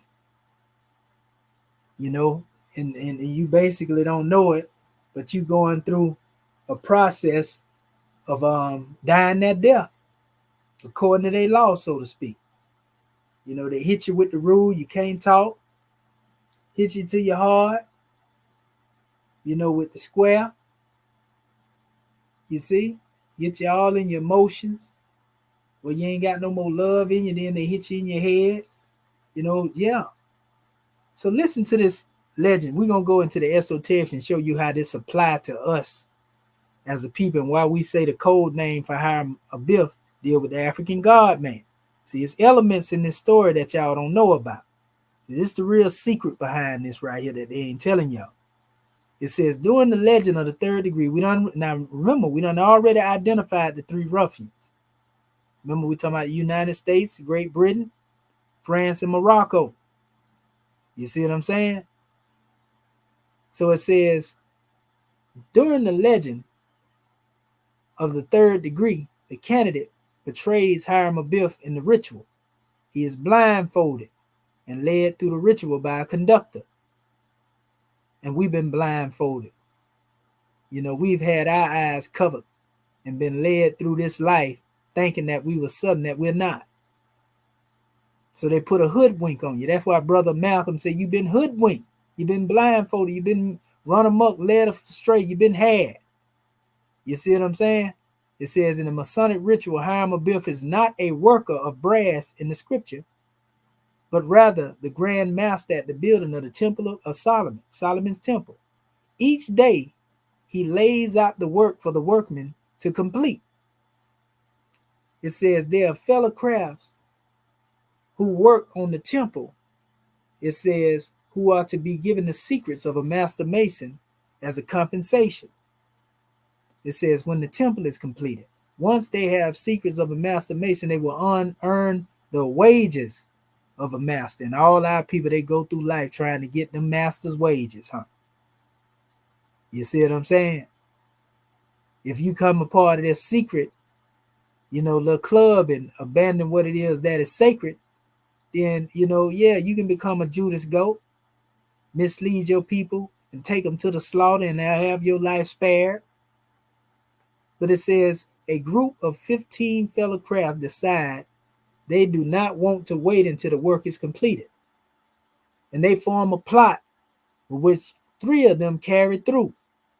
So 12 of them said, no, we ain't going to do that, man. We're going to do what we're supposed to do. You see what I'm saying? But and then you got 3 of them, they saying, no, man, we got to take this one off the count. We want the secret because what he has is power in it. You see? They knew our ancestor, African God, man, was a powerful one. Power made manifest. So it said they form a plot to which 3 of them carried through, and the 3 ruffians sequentially accost Hiram at the east gate.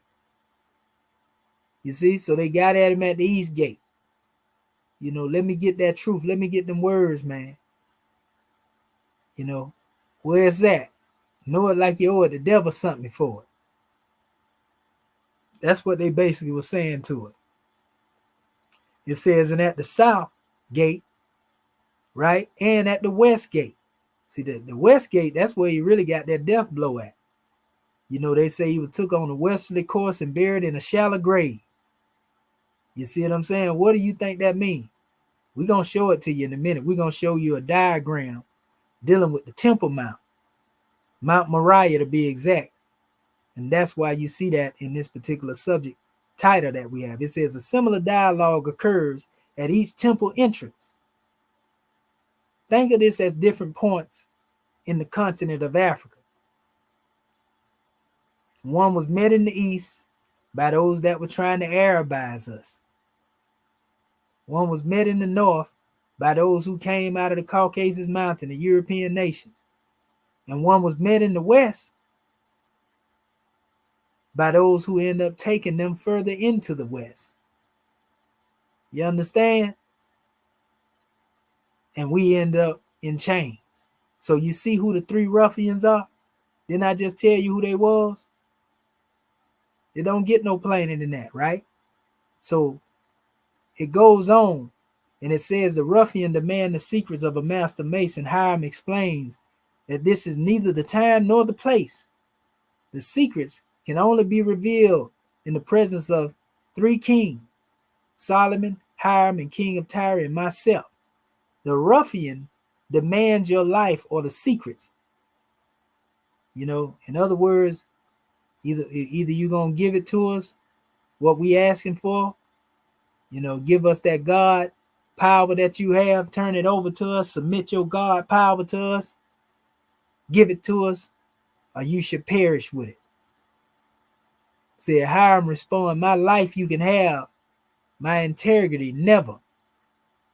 It says when they fail to get what they want, they strike Hiram with one of the working tools, and he staggers to the next gate, to the next encounter, and the 3rd ruffian is also unable to extract the secrets from Hiram Abiff. So he strike Hiram on the head with the setting maul, and he killed him. Hiram willingly laid down his life rather than betray his trust.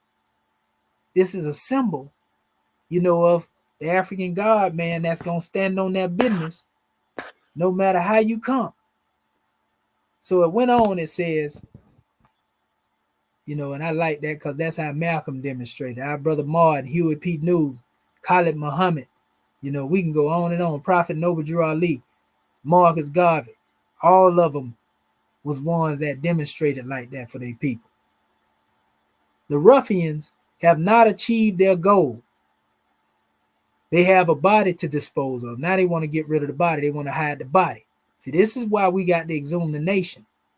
See, because when you deal with the concept of exhuming a body, it's because somebody has found that, they say you died of a natural cause.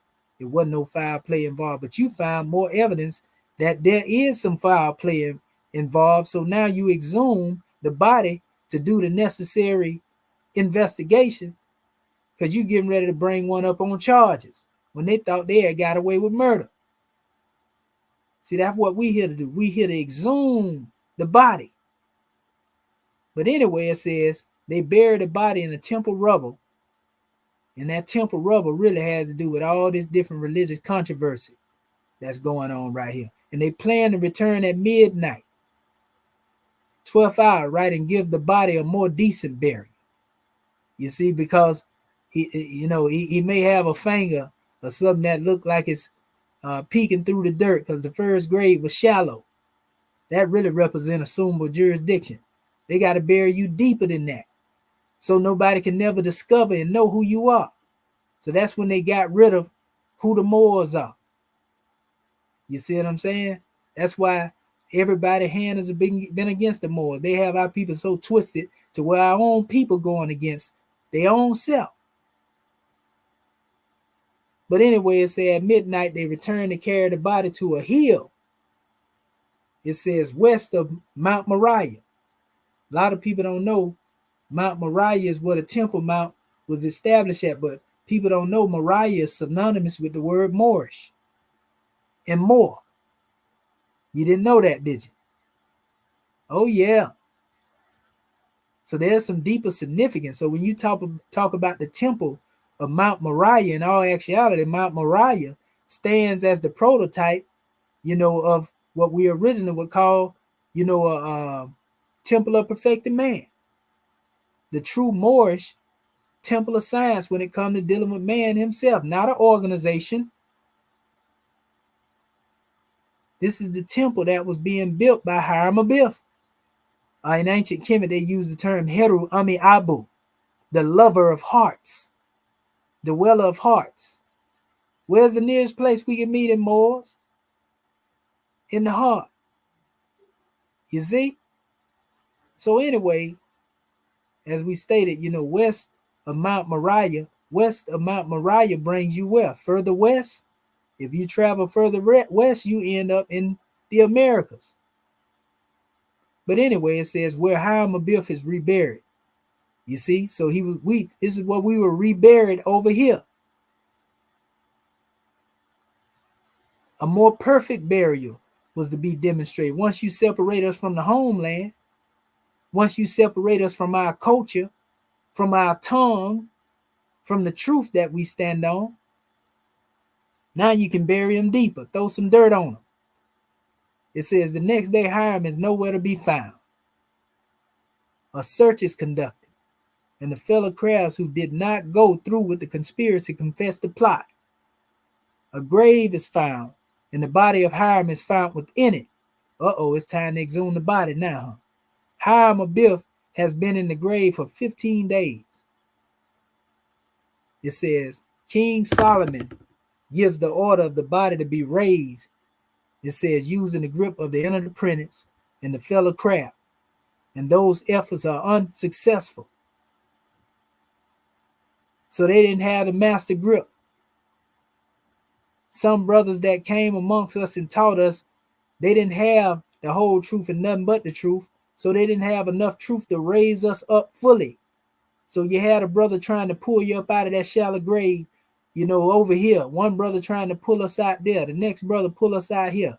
Every few years, another brother coming trying to do the same thing. But there was only one that can truly exhume this body, family, that can raise us up with a grip that was dealing with being whole and intact. He had to have a mastermind to be able to do this. In the Quran, it speaks, Vili is the grip of Allah. Strong is the grip of Allah, thy Lord, right? So it says those efforts are unsuccessful. All the teachers that we had and teaching we have still been unsuccessful up till now. King Solomon states that he fears that with the death of Hiram Abiff, the word of a master mason has long been lost. So he thought the truth was going to be lost. Therefore, the first word spoken after Hiram is raised from the grave will be the substitute until the last word can be recovered. So all the messages that you heard, again, they were portions of it. It wasn't the whole of the truth. You was given a substitute until that true word came on the manifest, and we have it right now. And it's the same thing you hear coming out of my mouth, the truth you hear me speaking now. This is the truth that's going to raise you up whole and intact. Not partially for a day, partially for a few weeks, partially for a few months, partially for a few years, but raise you all the way up, exhume your body. Huh? At that point, King Solomon praises Hiram Abiff from a dead level to a living perpendicular. Prophet Noble Drew Ali is the only one that has raised us from the plane of soul from on high, reached down from the heavens into our consciousness, raised us up from a dead level to a living, upright, independent, and fearless perpendicular, built upon the laws of love, truth, peace, freedom, and justice, impregnable doctrine, using the real grip of an adept, also known as they would call it a lion's paw. You see, he embraces Hiram on the 5 points of fellowship, and we really know that we embrace our people in love, truth, peace, freedom, and justice. Them the 5 points that we deal with: standing foot to foot, knee to knee, breast to breast, bite to bite, mouth to ear. That's their symbolism that they use, right?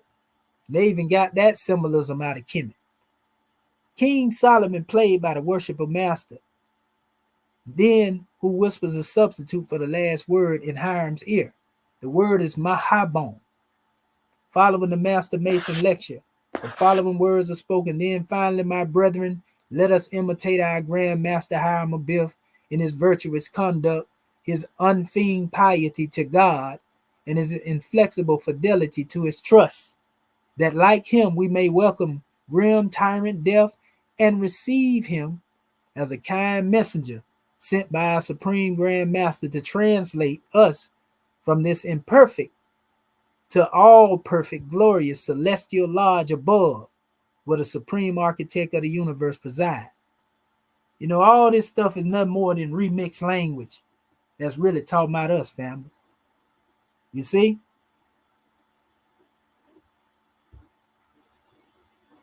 So, you know, I just wanted to show you that. You know, this is you are the one that they talking about. You the one that they talking about. And this is why they took certain people off the count, like GM James, them that had took them oaths. I was talking about, you know, Moriah, you know, and going back to the root, you see more Mordecai, more. The root here, this is actually how you say more, you know, in a lot of the places in Spain, you'll see certain coats of arms with this on here, the crest. They spell it like this: Moriah. It is connected to the word Moorish, family. Here's another page, you know, out of the works in the books I was just showing y'all. You know, this one here is actually called The Light. You know, the light of light. You know, this particular book here. I know our Prophet Noble Drew Ali had to read this one here. Look at the definition they give in this book. Negro is derived from the Latin term Niger, meaning black, right? You know, the European couldn't pronounce that, and they started calling us you know what. It says the following terms and definitions are an American edition of Dr. Walker's dictionary: Moor, a marsh, a fen, a Negro. So they're talking about marshy, like dark, like land, because you know how dark the land is, but it says marsh, fen, a bog, swamp, a plant. Moorish, finny, marshy, same word here. Negro, blackamoor. So they start using them type of terms instead of using the term Moor alone. See, Dr. Johnson Dictionary, American Dictionary by Reverend Joseph Hamilton, M.A. 1810. We find these words defined, thus defined: black, dark, cloudy, mournful, wicked. See, and they gave us them titles right there. Black, then they applied it to a Negro, a dark colored, mourning. Then Moor, a Negro. So they tried to make a black man into a Moor. You see, they tried to make a Moor into a black man. See? Moorish, a Mori, marshy, finny. Still the same thing, connecting to the same definition. The land and the man. It says Negro, a blackamoor, a Moor. right? In the Dictionary for Schools by Dr. Webster, American edition, we find these words thus define: Negro, an African by birth or descendant of full blood. See how many definitions right here? And this is what they did, family. They convoluted the meaning. They first say blackamoor, they slipped that and then they dropped the more off, and now they call you black. And then they call you Negro and all that. More, a black man. Marsh, again, the man in the land again, right? They wanted to confuse you. Marsh, low ground, Negro, blackamoor, slave, men wretch. More, a black marsh, watery ground. Marsh, fen, bog, swamp, watery ground. Same thing. This is all Webster's here, family. And the definitions change as you go a little further. And it said also with the skin, he calls it the blood of Africa, and their descendants as follows. Then it says, Mangroon is all black, a full blood whole Negro. Sambo is 3/4 of blood, 3/4 of Negro. Mulatto is 1/2 blood, 1/2 Negro. Quadroon is a 1/4 blood, 1/4 Negro. Mestizo is a 1/2 blood, a 1/2 Negro. And they call that's Indian. Niger, it says that Latin word was formerly used by the Moors and old Romans to designate any black inferior object. That's why Negro end up being the same thing: a plant, marsh, moist ground, bog, or animal. This is what I mentioned to y'all last night. Mikai, the Morishite, and they mentioned this in the Geneva Bible. This is exactly how they addressed him. But it says, a prophet of the Moors prophesied in the days of Hezekiah, king of Judah, and spoke to all people of Judah, the Moors, saying, so the people of Judah were called Moors. This is a lesson for you Hebrew Israelites. Now y'all see why I got that banner up there, to show y'all that in Spain, it was the Moors known as the Fellowship, the Sephardim, that was there with the Moors, you know, who was known as our ancestors. So it spake to all the people of Judah, to my Moorish Israelite family. Come home, people. This is your olive branch, saying, thus saith the Lord of hosts, Zion shall be plowed like a field, and Jerusalem shall become heaps of forest. Mikai showed the wrath of God against Jacob for idolatry. Moserat, it says, was built by the Moors. Jeremiah 18, Micaiah the first. In the Geneva Bible, this is what was in it. That's older than the King James. They were using the word Moors in their people. In the desert of Paran, in the land of Amalek, and was the ancient encampment of Israel in the days of Moses. In the Moorish war of Adel in Africa, some of the books of Moses were burnt. Moriah, a hill adjacent to Jerusalem on the northeast, here Abraham offered his son. Genesis chapter 22, when Solomon built the temple on it, it became included on the city. So Mount Moriah is where Abraham attempted to sacrifice his son, but this is also where the Temple Mount of Jerusalem is. I'm going to show it to you in a second. It says the appellation of Moor is given to those successors of Muhammad, pagans, Christians, and Jews, who extended their empire through North Africa, South Europe, and the islands of the Mediterranean. Remember we talk about the capital empire and dominion, ruling all the way from Kemet?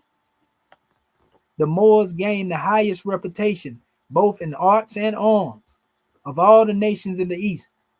The mechanic and the fine arts, especially sculpture and painting, were in a very low state in Europe when the Moors turned their attention to them and cultivated them with great success. We lifted the European nation up with these teachings that we have. And look at what they did as a result of gratitude. It says the Moors had founded in Africa the very empire of Morocco. That's what Prophet Noble Drew Ali told us, that the ancient Moabites, the Moors, who were the ancient Moabite descendants of them, we were the founders of the Moroccan Empire. That's what Noble Drew Ali say. So we already know he most definitely had a knowledge of this book. Guess when the book was written? The year he was born, 1886, family. But it says, which was governed by a viceroy named Muka. Muka sent his general, Tarif, into Spain, who in a single memorable engagement stripped the Gothic king Rogerio of his life and crown and subdued the country. In AD 713, the kingdom of the Moors flourished. You see what I'm saying? We flourish, family.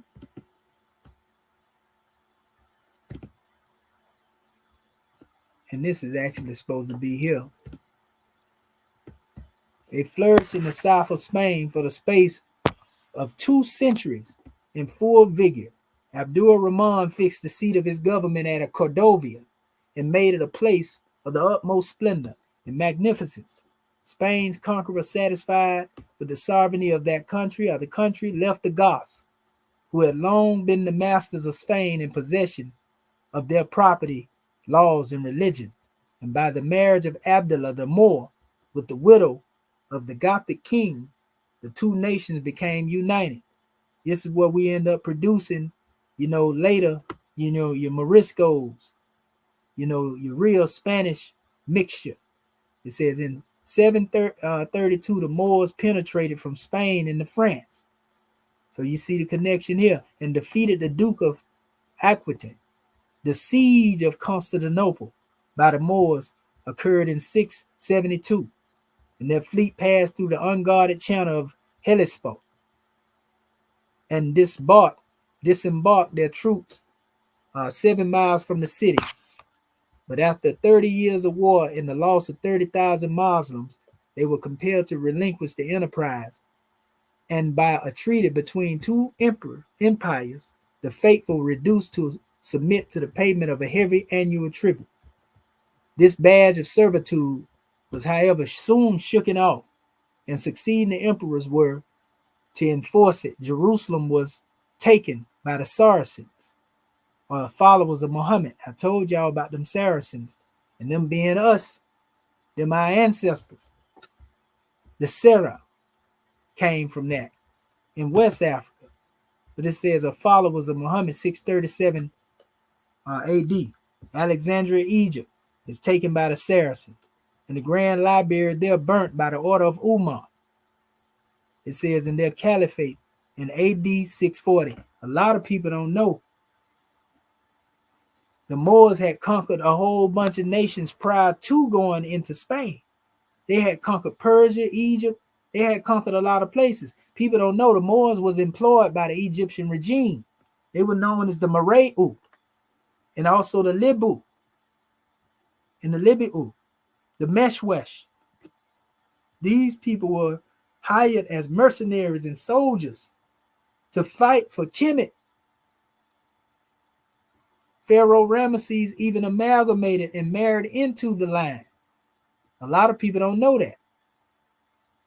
But anyway, it says the Caliph Umar, the third in succession of Muhammad, reduced Jerusalem under his subjection. This Umar was afterwards assassinated in Jerusalem in 643. The Saracens continued masters of Jerusalem till the end of 1099, when it was taken by the Crusaders under Godfrey Bullet. It says, and they founded a new kingdom. Y'all seen that on the movie Kingdom of Heaven. They depict that when Salahuddin ended up being around that time. So it says they founded a new kingdom of which Jerusalem was the capital, and which lasted 88 years under 9 kings. At last, this kingdom was utterly ruined by Salahuddin. It says, and though the Christians once more obtained possession of the city, they were again obliged to relinquish it.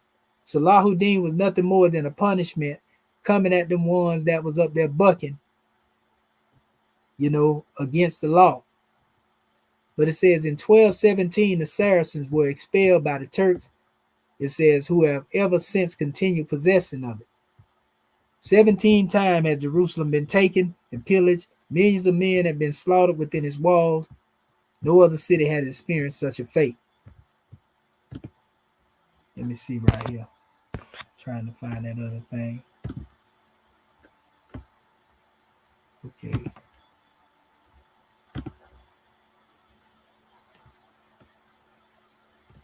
Trying to put this thing in proper order. Because there was a measure where it was going on. Oh, this was a different page. That's what it was. I was going into the generations of Ham in the same book. It says the generations of Ham, the meaning of signification of the following words is found in Dr. Brown's dictionary. It says of the Bible, Ethiopia, blackness. Ethiopians, black. Cush, Ethiopians, black. Cushing, Cushi, Kuta, Ethiopia, blackness. And now note, we're not over here telling you that these words, are the exact translation of these words that were used in the language. We just showing you what they are saying in this book. In other words, it's telling you it's our people. You understand? Because the word black didn't even exist, when the Kushite Empire first was founded. These are words that are used to try to describe what these words saying. And we have to understand that and not get deceived. And, oh, that's the nationality. No, these are only descriptions, people. That portion of the earth which was first peopled after Adam and Eve had left paradise was the land of Ethiopia by the Ethiopians on the river Gihon that went out of the Garden of Eden. Y'all heard me talking about this last night, which compassed the whole land and country of Ethiopia. 4,003 years before Christ. The children of Ethiopia were from Adam to Noah through the lineage of Seth. In the generations of Ham, the son of Noah, and Ethiopian were Cush, Mizraim, Put, Canaan. It says 2,218 years before Christ. They possessed the land from Syria and Ammonius. It says in the mountains of Libanus. There it go. And all in the sea coast. It says as far as the ocean holding their own. It says the Cushites were the descendants of Cush. Camlet believes a colony of Cushites settled in northern part of Assyria on Araxes. In the present Araxes, a river which rises near the Euphrates and falls into the Caspian Sea. Camlet's dictionary of the Bible renders Cush as a province of Kutha. Brown thinks Kuthites, it says, who emerged in Samaria were descendants of Cush. Mizraim, or the Mizraites, founded Egypt, and the country was called Mestri. And the inhabitants of the Mestrians possessed themselves of Libya. Remember, I was talking about the Puttites. And gave the name, what name did they give? Of the Puttites to its inhabitants, the light and the truth. In the country of the Moors, there's a river of this name. Canaan, the fourth son of Ham, inhabited the land now called Judea, following the customs of the times, and named it from himself Canaan.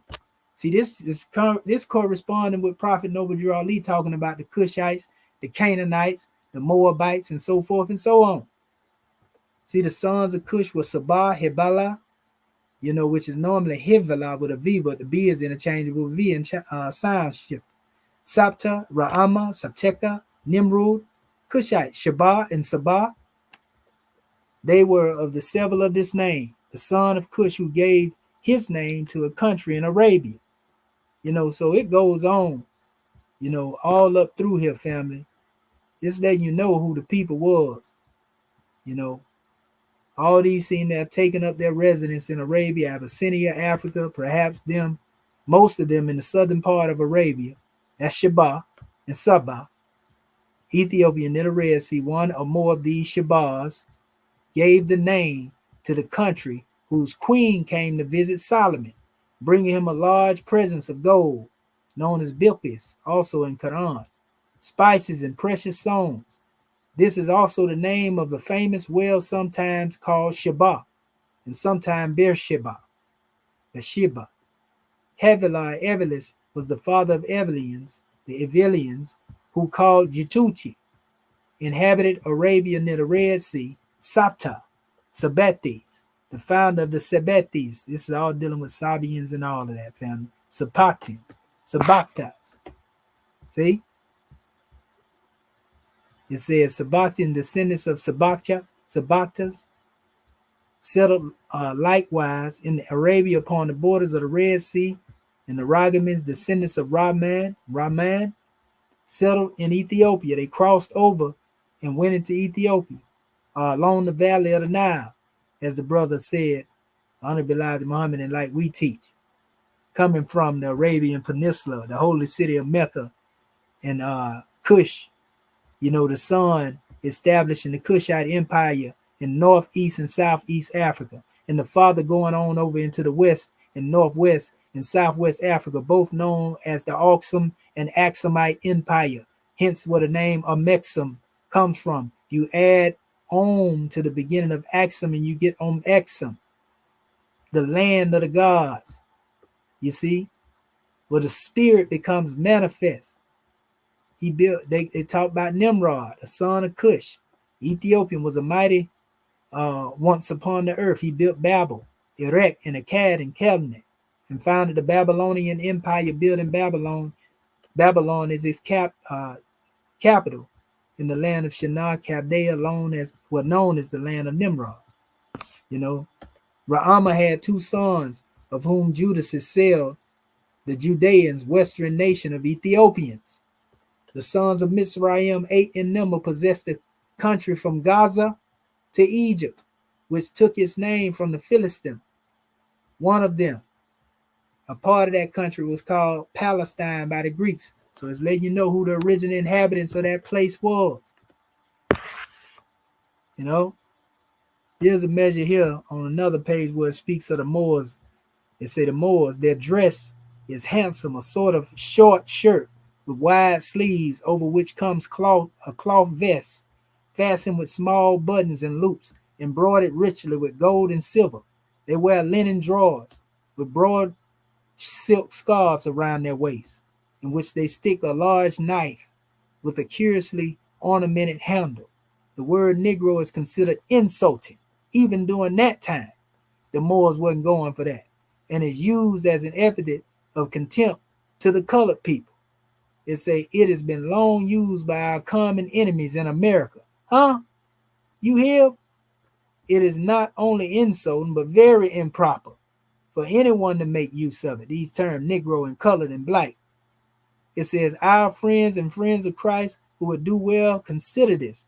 Never write or publish it again to the world. Let it be remembered that it is as wicked for a Christian to swear and call a disciple of Christ a Negro. It say, men of Africa were chosen by Christ and our Lord. Go preach the everlasting gospel to every creature. Ain't that what Prophet Noble Ali talked about? The everlasting gospel coming to us, a saving power from our ancient mothers and fathers. I'm telling you, Prophet Noble Ali read this book, family.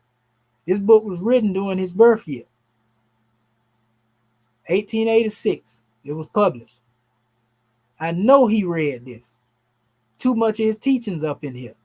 See the sons of Africa who came to Antioch preaching the Lord Jesus, Acts 20, and men of Cyprus in the island of Africa, Syrian, in the city and Mediterranean of Africa. In the 3rd century of the church, and Christ was ably defended by the celebrated sons of Africa. It says Origen and Cyprian, learned Christian writers commonly called fathers, and that's Saint Christosium, or something like that. Saint Augustine learned the eloquent fathers in the church in Christ. I am authorized by the word of God to say, whosoever makes the use of the word Negro in applying it to us as a people, after the light of truth have been proclaimed, are neither friends to God nor man. The Moors were saying the same thing that we saying right now. I say unto you, inasmuch as ye have done it unto one of the least of these, my brethren, you have done it unto me. Matthew chapter 25, verse 40. To call a person a Negro in the East is expressive of the highest contempt. The dark Spaniard is proud of his descent from the African Moor, who first taught Europe the use of Arabic figures. The Arab of Africa, and the most majestic of men, with this piercing eye and flowing beard, is the descendant and representative of Abraham. Huh? It don't get no plainer than this right here, family. I keep telling y'all. Ain't nobody doing it like this here, family. We the one putting it out here, giving it to you. Let's go a little further into this measure from another work. Actually, same work we came out of earlier, but it goes deeper into the Mount of Moriah. It says, faith, hope, and charity being attributed to Jacob's vision in the same is based on a strange, remarkable occurrence that the word, the place, is almost the same sentences 3 times repeated. He lighted upon a certain place, tarried there all night, for the sun was set. He took of the stones of the place and put them under his head and laid down in that place. So he used the stone as a pillar. And you hear us always say that the rock of understanding, we building upon a rock of understanding. So that ain't strange, but it says the first mention of the word place in this text refers to the spot where Abraham brought Isaac as a sacrifice, which was Mount Moriah, the Temple Mount, family. It says it's spoken of as the place indicated by God. It says this event is called Abraham's test of faith. The mention for the second time of the word refers to Jacob's dream. Let me get this up out of here. Get out. Okay. It says where the shepherd boy and the vision of wisdom occurred. Hold up. Let me hit this right here. Want to make sure this thing don't close up on me. Okay. Yeah. So it said the mention of the second time of the word refers to Jacob's dream, where the shepherd boy and the vision occurred with a dream of his hope, as we learn from his promise when he awoke.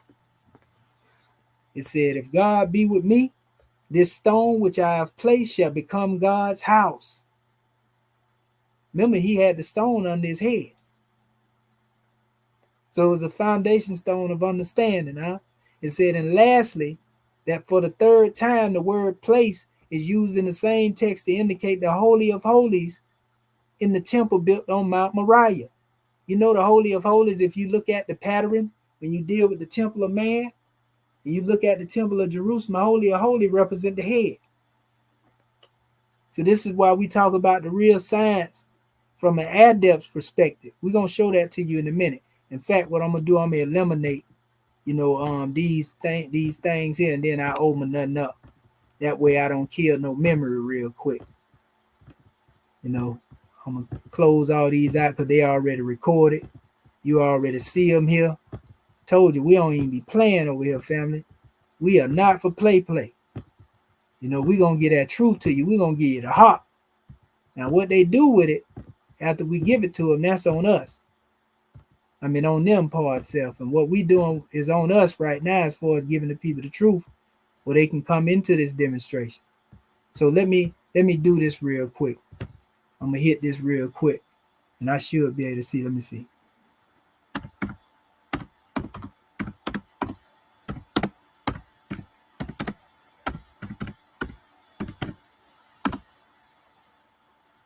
There you go. And see if they put it down here. See it right here? And they got them right here. You can see it here. You already see it right here. See, they got the silhouette of the man down here. Pull that closer. See what they say? Look at the rock. See the stone up on his head? See the pillar? See what I'm talking about? See what I'm saying? And see the Holy of Holies? See what I'm saying? Come on, family. We can't make this up. It's out here. It's out here from the head to the feet. See the temple, man? See where you come up here through the altar? And this one's actually based off the Kemetic temple. It was the temple in Kemet. This is the whole temple dealing, with the same temple that we call the city of Jerusalem. I'm going to show you something with this here in a minute now. We can't make this up now. Look at this. See right here? This would represent man. The arms, the priest cells, see the legs would be here. And going all the way up to the Holy of Holies would represent the head. The holy place within one. See what I'm saying? We're giving you the exoteric and the esoteric, family. See Solomon's temple in Jerusalem? Yes, sir. We're talking about that Temple Mount. Now watch this. I told y'all we ain't even playing over here. We gonna give it to you. This is stuff they be trying to hide. You are the temple. See how in Kemet, this is the Hall of Luxor. This is the Temple of Luxor where they got that temple from. The one I just showed you. The style in the build, same way. See the temple in man right here? See how it's built on the pattern of man? That's what made our ancestors master builders. The Holy of Holies in Kemet is right up here in the head. This is your adept chamber, family. That's what it means. We can't make this stuff up. We are not for play, family. Now watch what it say. I done showed y'all that pillar up on his head. But it said on Mount Moriah's ladder of revelation, Abraham's faith appears as the first step for the other. It says can only be reached by first ascending the one nearest to the earth. No true hope nor humanity without faith. Reason and faith are both innate in man. In many instances, they seem to be at variance with each other and in continuous strife for supremacy in directing man's conduct. See, that's that truth and falsehood strange in the mix by coming into the body. That's that foe that fights you on the plane of things made manifest and in the plane of soul. A conflict that can't be told in words. It says reason, stranger of the two, tries with her mighty weapons and clamorous voice to overpower the meek and modest faith. It says it was reason with her host of several agents, led by faith with Abraham's heroism displayed on Moriah's height. It says attain faith and trumped over all natural faculties. This is all talking about self-mastery. That's what the temple of man represent. This is what a real master builder represent. But if somebody take control over your faculties, then they become your grand architect of your universe, i.e. your worshipful master. You see, and this is not to be for a God, man. We don't have no worshipful masters and wishful masters outside of the self. See? And brought reason, sacrifice on the altar of faith as illustrated by the rational inquiring youth, Isaac, and the pious sympathetic patriarch Abraham, the father of faith, Mount Moriah. The mount is the highest point, the pinnacle, the real cradle of civilization. Witness the struggle of these two powers in man, beheld the victim of faith over reason. And since that eventful moment, as twice told in that history, they went both them together to battle against ignorance and superstition. And in the case with Hiram Abiff, represented by the Ruffians, they represent ignorance. You see what I'm saying? And superstition. So they're going to slay your master builder if you get caught up in that. See? So you got to fight for truth and right. You got to demonstrate that meiotic balance. Reason alone is insufficient to promote harmony and love. It says to establish union and peace, unrestrained reason engenders endless strife and disputes which threaten with annihilation. And this is my last measure here. This is just confirming the connection, to the concept of Mount Moriah, Cush, and dealing with the Moor, and it goes on, family, into dealing with Moab. And so now I want to show you, this is special temple because it's mentioned here. See, let me show you something about this temple that we're talking about, what y'all don't know. See, this be the east gate. They talk about a stone being put in the east corner, of the Kaaba, but they also talk about in this temple right here, same temple Muhammad was said to come to in his journey, when he made his night journey, his mirage, but anyway, this is the east. And they talk about, the northeast corner. You'll hear them say that, or just the east corner, and I'm going to show you what this manifests as in a minute. But look over here in the west. See, this is the gate of the Moors right here. Yeah, you didn't know it was a gate over there in the temple of Jerusalem that's called the gate of the Moors. Listen to what the Temple Mount is called, of Mount Moriah, a holy site of the old city of Jerusalem known as El Hiram El Sharif. Hiram, huh? The noble, huh? That's what Sharif means. Huh? Prophet Noble Drew Ali was our Hiram Abiff personified. He was the African God man that they came after, the ruffians from amongst our people. Betrayed him because they wanted the word. When he showed them the mandate to the land, that's when all hellacious conditions broke loose. See, Al-Oscar Mas, Oxamos, the compound contained 12 gates. These 12 gates really are synonymous, people don't know, with the 12 departments of executive rulers, to us. So if we come down here, let's go to the Moorish gate, which they are calling Maghribia here. Let's see what they say about this. Y'all think I be just making this stuff up, huh? No, family. This is the gateway of the Moors right here in the west portion of the temple. So when they say he was taken on the westerly coast, see the Moroccan gate? They call it the Morocco gate and the Moorish gate. Look at what it says here. We can't make this stuff up, family. Watch this.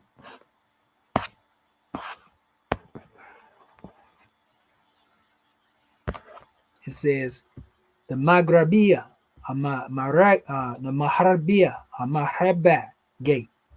Maghribia, Shah Hamugrabin.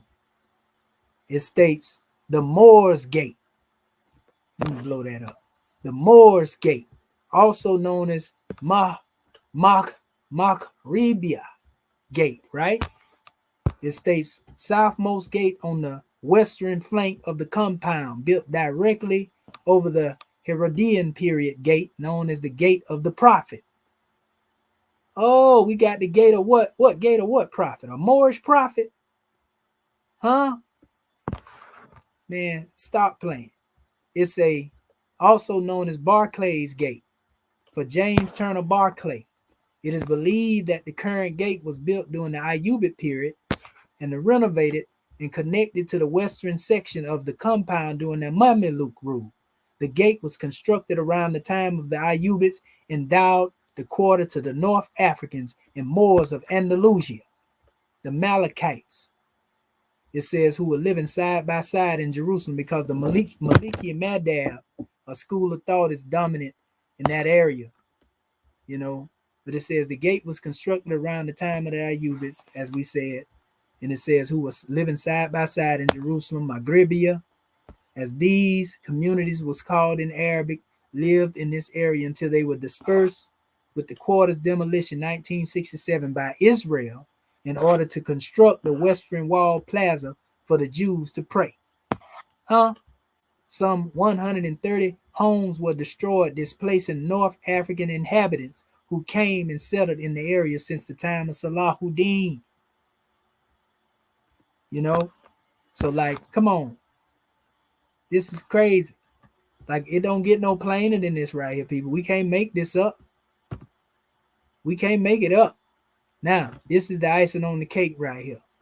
We're going to show you one more thing, and we're going to go ahead and bring this demonstration to a close. I told you we were going to put all this information in here and bring it to our family. See, they don't think we can go here. Like I keep telling them, we got to give it to our people by degree of unfoldment, this history. But think not because you hear us not going into these areas that we can't go here. You see, I couldn't give you this stuff if I hadn't studied it, people. You see, I couldn't give it to you the way I'm giving it to you unless I did research on this. You understand? This is years and years of research. And we giving it to our people freely. We ain't charging them nothing for it. So anyway, let me see if it pull it up. If not, I'm going to have to scroll through here and pull that up for you. There it go. Yeah, there we go.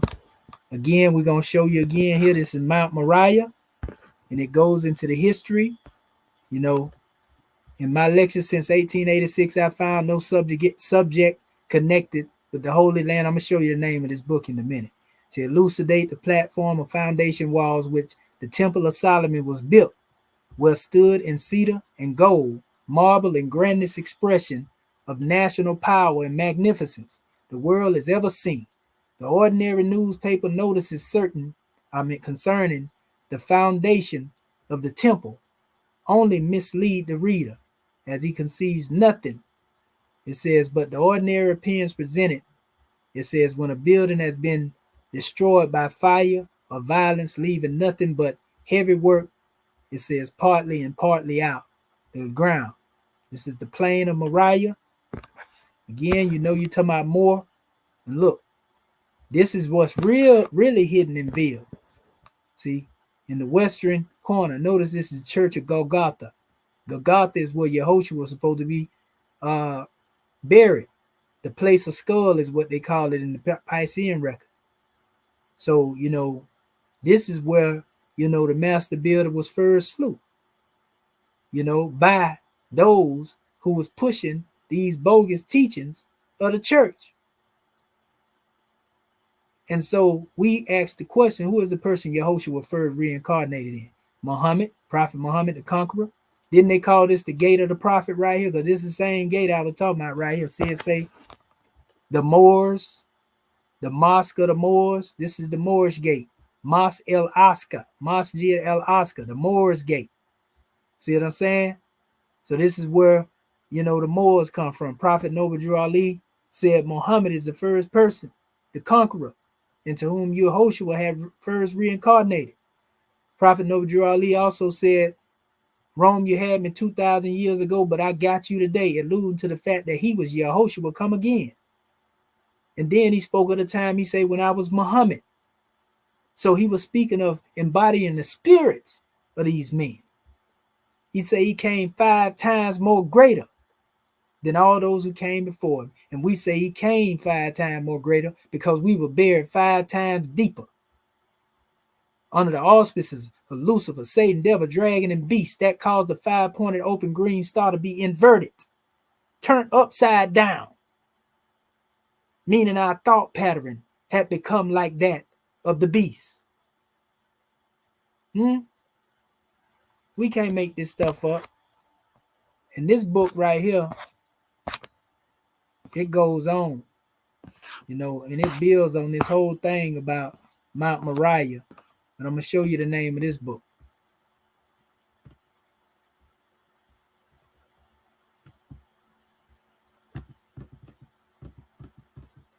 Told you, I go for old sources. But when you go in them old sources, that's where you get them Jews from. All the modern books, anyway, have a lot of this stuff in their bibliography. This is called Freemasonry in the Holy Land, Landmarks of Hiram Builders. It even tell you in the one other book that I got that Hiram Abiff, you know, was born from amongst our people. So when we say Hiram Abiff was the African god, man, we ain't playing, family. What's the year on this date right here? 1875. The other book dealing with the light of truth was 1886, the birth of Prophet Noble Drew Ali. Know what I mean? Yeah, we can't make this stuff up, family. So, that being said, that's pretty much it. You know, in what we had to present. You know, did it in a pretty good amount of time too. But I know our people pretty much are fed, you know, and they got to draw it. That's what matters. And Rome didn't even shut us down yet. You know, so the Temple Mount, Moriah, and the Moors Gate, Hiram Abiff and the 3 Ruffians. Y'all already know what it is, family. And having this knowledge, can't nobody deceive you. So now you know what it means when you talk about, you know, these particular gateways and what they really represent. You understand who it was that put the people in bondage. You understand who Hiram Abiff really is and why we call him the African God man. You understand why you see the cassock tree, you know, plant over the grave or the tombstone or the casket, you know, with a 5-pointed star there with George Washington, you know, standing over that demonstration. They know who it is. They know who we are, family. They know who we are. This ain't no game. So what I'm going to do, I'm going to go through here and check the comments. See what our vibration is with our family. And I'm going to drop this link in here for anybody that want to get on here. and questions or comments. Again, we want to give honor to our family creator of the boundless universe, anti-American American.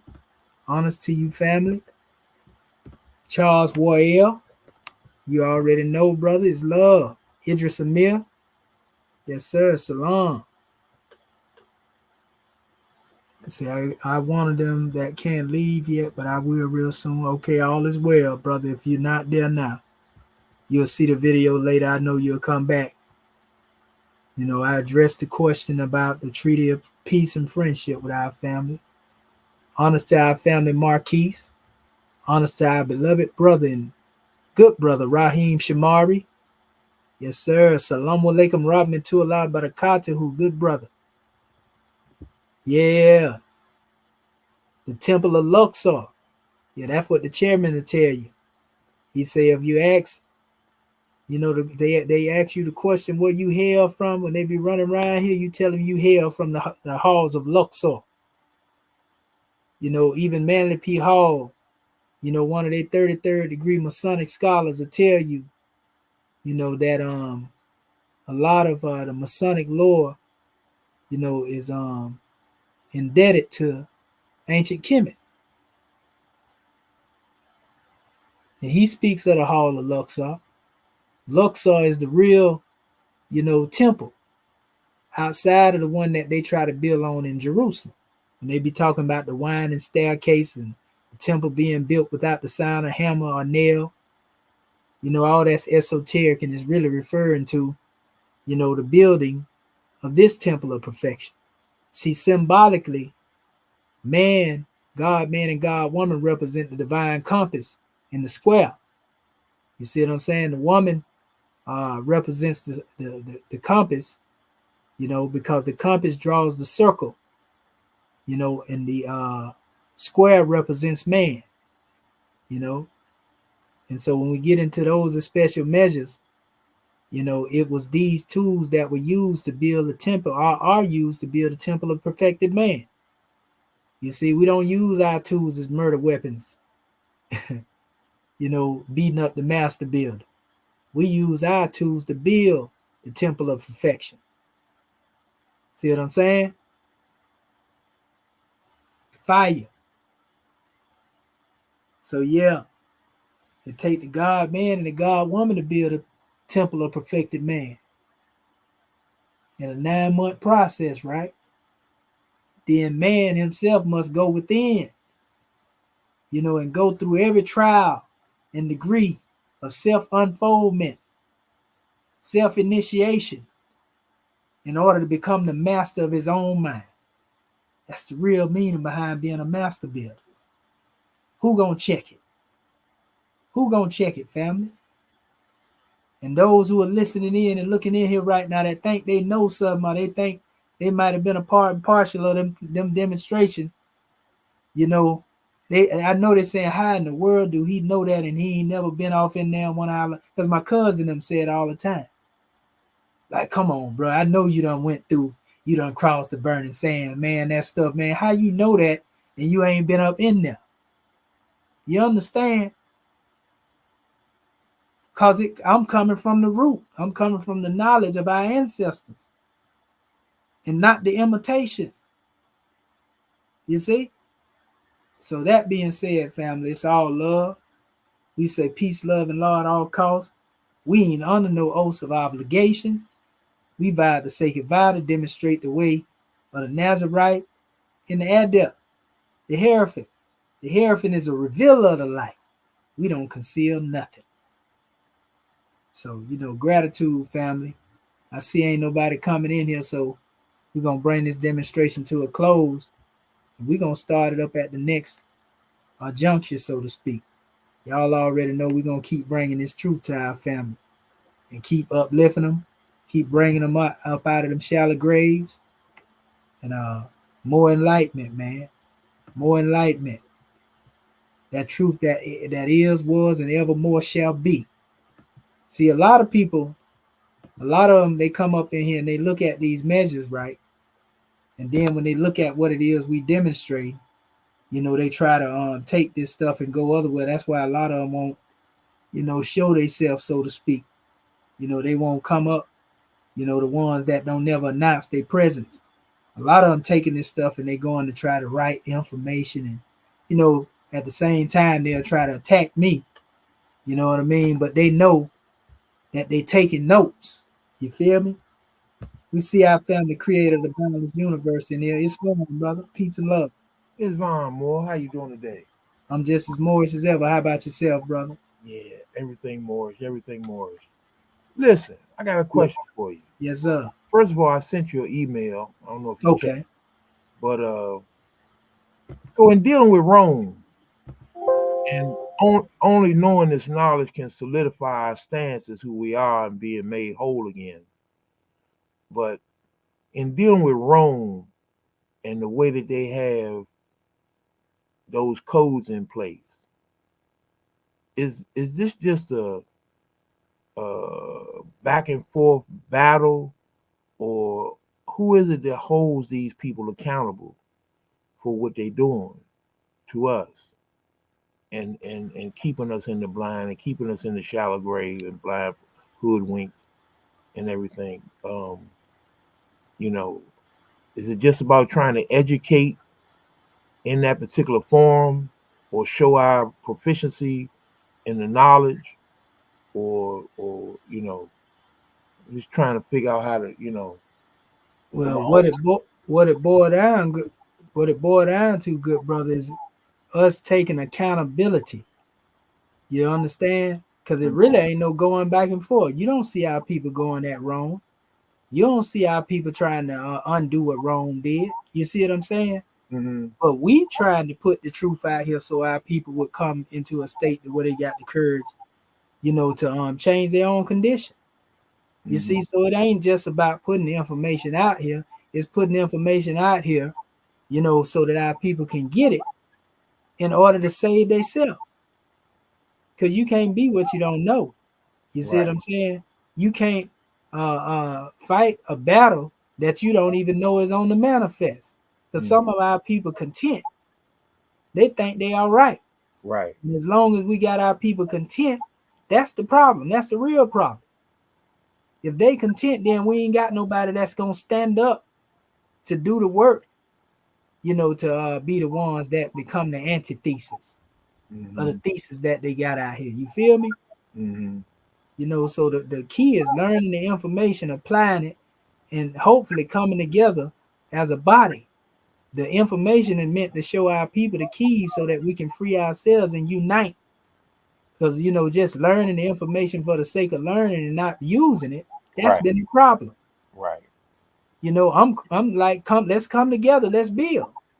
You understand? Mm-hmm. That's the sole measure behind this. But you can lead the horse to the water, but you can't force nobody to drink. Can't make them drink. You understand? So, Mm-hmm.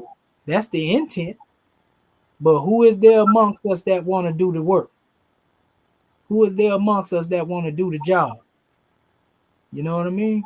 And that's the key. If our people were really about liberation and we get in here, we get the building like this here, they'll say, all right, brother, what's going on, man? Let's do this thing. But that ain't what most of our people, some of our people just content with just hearing the information, and that's what it is. Mm-hmm. And some of them try to use this information to fleece our people.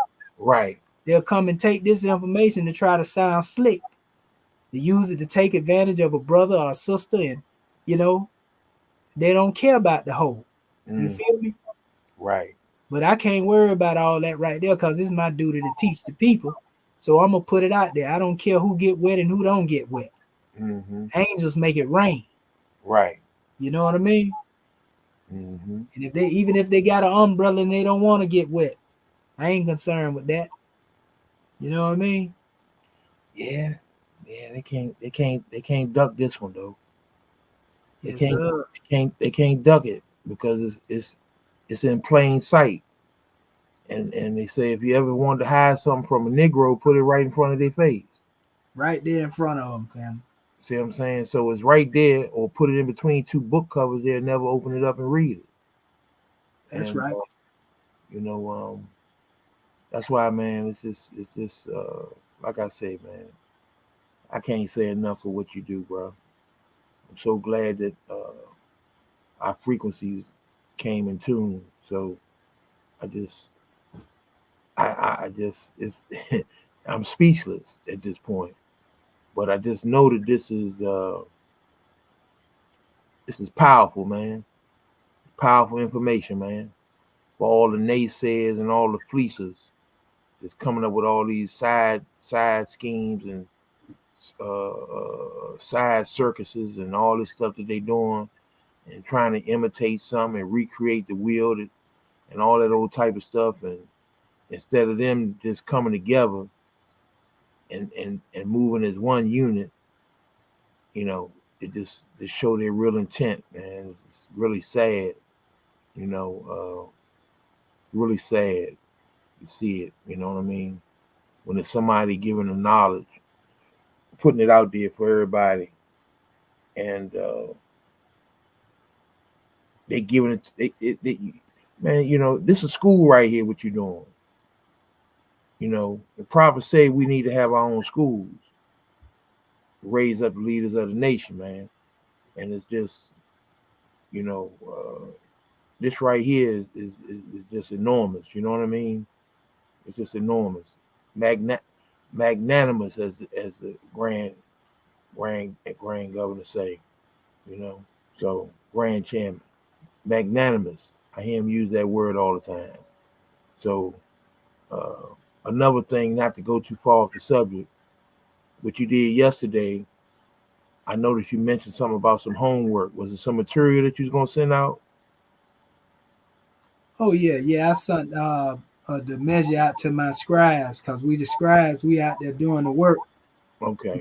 and basically that was information dealing with the scribes. Okay. Yeah, we dealing with the Arabic, but you can go in there and study the lesson though, that we did today. Yeah. We gave the history on the Arabic and showed them where everything come from all the way back to Kemet. You know what I mean? Okay. So we're gonna be teaching a little bit of the Arabic, so our people can go into the book, the Quran if they want to go into it. We was trying to show our people and distinguish the difference between classical Arabic, which is Quranic Arabic, and modern Arabic, which is standardized Arabic that they speak on a daily basis that ain't got nothing to do with Quran. It's just Right. veteran talk, Right. Because you got some people around here trying to deceive our people because they can speak that they can understand the Quran, and nothing can be further from the truth. Right. But them two different measures. One is to be recited, one is the actual language. And then within that language, you're dealing with 7 different dialects. You can't fool me. Right. You know what I mean? You may be able to fool the people that don't know no better. And so our people like, oh, he's speaking fluent Arabic. That ain't got nothing to do with the Quran, though. Right. Because the Quran was revealed in Arabic, but it was revealed in the divine dialect of Allah, not the dialect of man. Right. Totally different. You see what I'm saying? Yeah. So in saying that, so in most of the transliterations that we see from Yusuf Ali, Pickthall, and Mushin Khan, and different Qurans that we see, all of them is dealing with the modern version. Yeah, they are attempts. As far as the translation, transliteration is the actual sounding of the words. Nothing wrong with that. But we're talking about the translation is just an attempt. That's why you got 20, 30 different words that represent one, 20 different definitions represent one word, And so it's on the person, if they pure in heart and pure in mind, to choose a definition that's befit. Right. Just like we was talking not long ago, me and the scribes, and we put in the measure where it says beat them lightly. In the Quran, when it talk about the women, the Quran itself, in the essence, even though people chose that word, that they didn't have to choose that word. That was them that chose to translate it that way. Because we can also find the same definition for the word means to make hijra. If a woman, upsets you, leave the house. Right. You understand? So they could have translated it that way, but if they choose to translate it as Hitler, that's something that they dealing with. You know, something they chose to put in there. Who knows? They maybe wanted to justify putting their hand on a woman, Right. but they didn't have to choose that word. Mhm. You see, and that's what got certain people up and on. Oh, it say hit the woman. And the same thing with the Piscean records of the Bible. You know, certain things people translate in there, they blame God. Men blame God for this, but that's not the Most High. This is man that has attempted to translate the book and chose to translate that. So you can't blame the Most High for the man that do that. Right. You know, and that's why one shouldn't put their faith solely in the translation. It's good to know if that's all you know. But once you get to a certain degree and you want to really know, you got to go into the text and go word for word, precept upon precept. Mm-hmm. You ain't dealing with no precept upon precept and law upon law on no translation. Right. Like I say, because that's an attempt to express what's being said. Mm-hmm. And that's why I be telling anyone, you know, I'm standing in defense of the original text, not the translations. Right. Because man is not infallible. Mm-hmm. You know, man is subject to mistakes. Mm-hmm. And I used to say that even when I studied the Bible alone. I came to that conclusion a long time ago. A lot of contradictions in the book. Right. You know, but the Most High has given me the wisdom to navigate through them. That's what I used to say back in the day. Mm-hmm. So our people, being that they still buried in that particular graveyard, you know, you have to bring them out of it, embrace them where they at, take them where they need to go. So you have to know the book in order to give them a greater extension of the wisdom and bring them out, you know, of the European version of Christianity. You feel me? Right. Right. Even though you don't honor that particular measure, you got to know it in order to raise them up. Mm-hmm. Mm-hmm. Okay. So, All right. Okay. Well, yeah, that's all I wanted to ask and say and comment on. We ain't gonna keep you on here. oh no, all is well, good brother. You know we're gonna definitely be back on this demonstration again. Yes, sir. Yes, sir. Oh, and y'all be sure to hit them like, share, and subscribe, man, so we can get these demonstrations out there to the people. You know, cause we gonna get through this algorithm, family. Mm-hmm. There ain't nobody out here putting this information out here like we putting it out here, bro. No, they're not. You know what I mean? No, they're not. And the best is yet to come.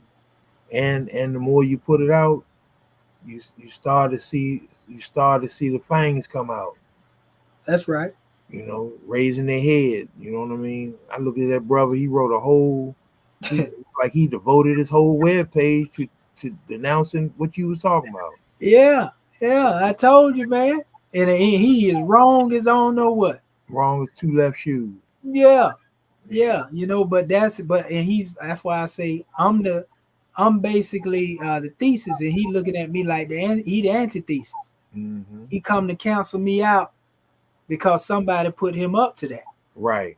They like, this man is who y'all got to get out of the way right here. Mm-hmm. And he ain't the only one saying that. It's the mother cats that's on the mother channels too. Wow. I heard them say it out their mouth. Like, we got to run this dude out of the community, man. We got to stop this dude. Wow. Wow. You know, but they don't understand, you know, that I'm backed by Allah. Right. You know, and it ain't strange that, you know, he has given me the ability to know what I know and teach what I teach. Mm-hmm. And every time they come against me, they fail miserably. Right. Not because of me. No. But because the truth that I'm bringing out here, you can't deny it.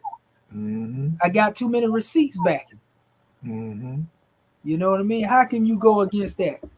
Like we was reading the other night, you know, they come to blow the truth out with their mouths. You know, but they can't put this light out. No. Nah, man, it's just it's just an ongoing battle, you know what I mean? And you gotta stay steadfast because it's designed to weigh you down. Yeah, it's designed to make one weak. And me, I don't get tired. And you can't break me. I'm that type of person that when you come against me, it make me go harder, brother. Mm-hmm. They don't understand that. You know what I mean? The harder they come against me, the harder I go. I ain't one of them people that get weak. Right. You understand? And oh my goodness, no, they'll never see that. Yeah. That ain't in me. You feel me? Every time they cast, I cast. Yeah, well, with this information right here, though, I mean, it ain't. It's not a whole lot to need. It's not a whole lot to say, because That's right. It's right there. It's right there. Now, you know, if you looking at the same information I'm looking at, and you just choose to deny it or come into conflict with it, then it's just really showing your real intent. What your intent is. That's right. You know what I'm Something saying? wrong with you. Something Who wrong. sent you? Yeah, something ain't right. Yeah, who sent you? Mm-hmm. Yeah. I got a feeling that brother gonna have me all up in some books after a while. Yeah, but what is he really doing? He really showing how ignorant he is, Facts. in lack of lack of a better word. He's showing how ignorant he is, and he's sniggling and laughing like he arrived. Because He he picked whatever. up on that. Oh yeah, You seen that elder asking that question though? shut him. He danced around it. Yeah, he talking about, oh yeah, well that dude give him a way out. Yeah, you trying to demonize the Sabians, and a lot of them gave the Sabians honor. Mm-hmm. He done said it, and you in here trying to make it look like the Sabians is demons. Mm-hmm. And okay, yeah, so we call the Moors, we gonna call them Sabians, because the ancient Egyptians, they was into that. Like as if ancient Kemet wasn't given a divine prophet from Allah too, according to Islam. Right. Idris, Aknuk, aka Tehuti, Hermes, Mm-hmm. that was their prophet. Mm-hmm. So what are you talking about? Yeah. You know what I mean? But that's just I don't know, man. You know, it's the nature. It's the nature of I don't know, man. It's the battle in the higher lower self, and it's just some people that want to, like you say, they content in the lower self. Mm-hmm. They don't seek no light. That's You know right. what I mean? They content in being in darkness and stirring up the ethers, man, to cause confusion. Confusion. That's right. You They know what I'm want to saying? sell some books. Yeah, you know what I'm saying? And I'm like, you went all through all that to publish a book, and you just 3 years out, and you've been urbanized, however you say it. Yeah, You, that's right. You you, said it right, you everybody. been, yeah, you've been influenced by them, and when you even go to some of them, they telling you about us, and Facts. you don't even want to listen, because you looking at them and their complexion and their so-called status, and you trying to assimilate into that, and they telling you that it's you. Mm-hmm. If you listen to them, they know who it is. Yes, sir. You know what I'm saying? They telling you that it's you. You know what I Fact. mean? So, it's like I was in a car with a brother from Afghanistan. And he said, "You black people." I said, "You know, there's no such thing as black people. You know that, right?" He got quiet. I said, "Where you get that from in Islam? Black people. Mm. Nowhere do it say Allah created black people or white people." Mm. He got quiet. But I find Mm. a lot of them, they just, by them being born and going through the dogmatic part of the religion, they never delve deeper. They just going through the ritual, That's right. the salat, the fast, Ramadan.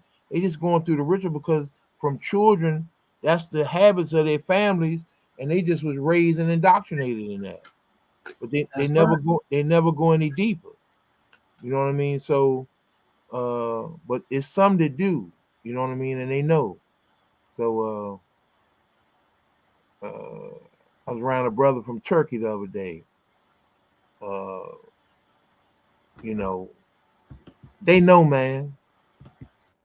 They know. You know what I'm saying? So you get, when you come through each one of those groups of people, you get a different vibration from them on how they react to you. You know what I mean? And then you got some that just they got this level of arrogance, and I be looking at them. I don't say too much. You know what I'm saying? I engage in light conversation with them. But I don't try to go too deep. You know what I mean? Because I don't try and insult nobody, and I know a lot of them are not well read. You know what I mean? They like I'm gonna give you an example. Talk to people from Abyssinia, identify as Ethiopians. They they always say Semitic. We're Semitic. I said, so what's to say I'm not Semitic? You here with these people when you come over here? What that mean, Semitic? So when I say what that means, Semitic, they don't have a response. They don't say nothing. Then when I say more to some of them, oh, their whole demeanor changed. See what I'm saying? I said, man, I'm a Moorish American. I don't know what you talking about. Their whole demeanor changed after that. Mm-hmm. See what I'm saying? They've So been taught to hate the Moors because the Moors supposed to be the lowest thing on the earth. Let them tell it. right, right. You know what I'm saying? So also it's got to do with that whole immigration process when they come through the immigration and the stuff that Yeah, they when they debrief them. yeah, all that's Mm-hmm. got something to do with that too. You know what I mean? So Oh yeah. I'm aware of all that too. So but once they get past that barrier with me per se, oh man, we go into a lot of different stuff. You know what I'm saying? So, but the average person, average man or woman that they see from here, they already got the preconceived notion that they're animals. Mm-hmm. You know what I mean? And that Yep. they're above them. Yep. I mean, so That Negro doctrine. yeah, yeah, the Negro doctrine. That's Yes, exactly sir. what it is. Exactly what it is. So, but let me get off here more. Good talking to you, and like I say, check your email, and I look forward to seeing you in the next measure. Yes, sir. And we appreciate you, good brother. You already know ain't nothing but love over here. Yes, sir. Much gratitude to you. Gratitude, grand man. Peace, love, and law. All right. Yes, sir.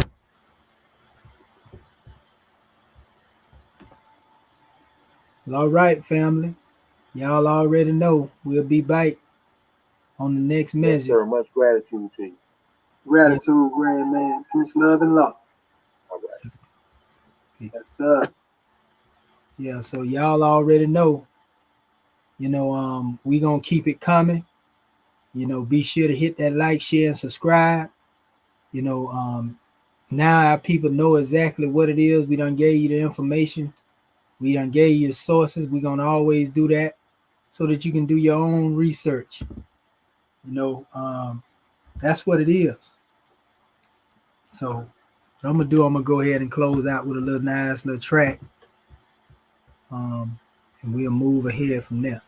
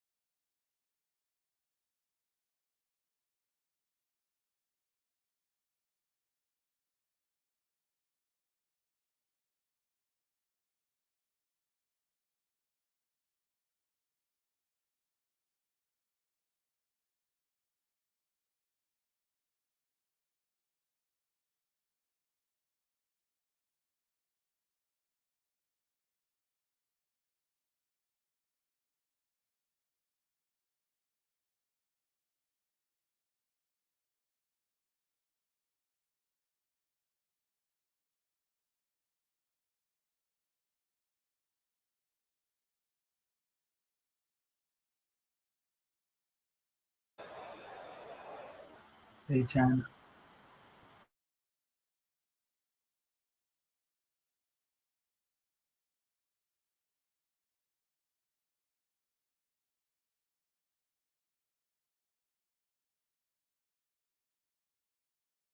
Ali, Ali. Yeah.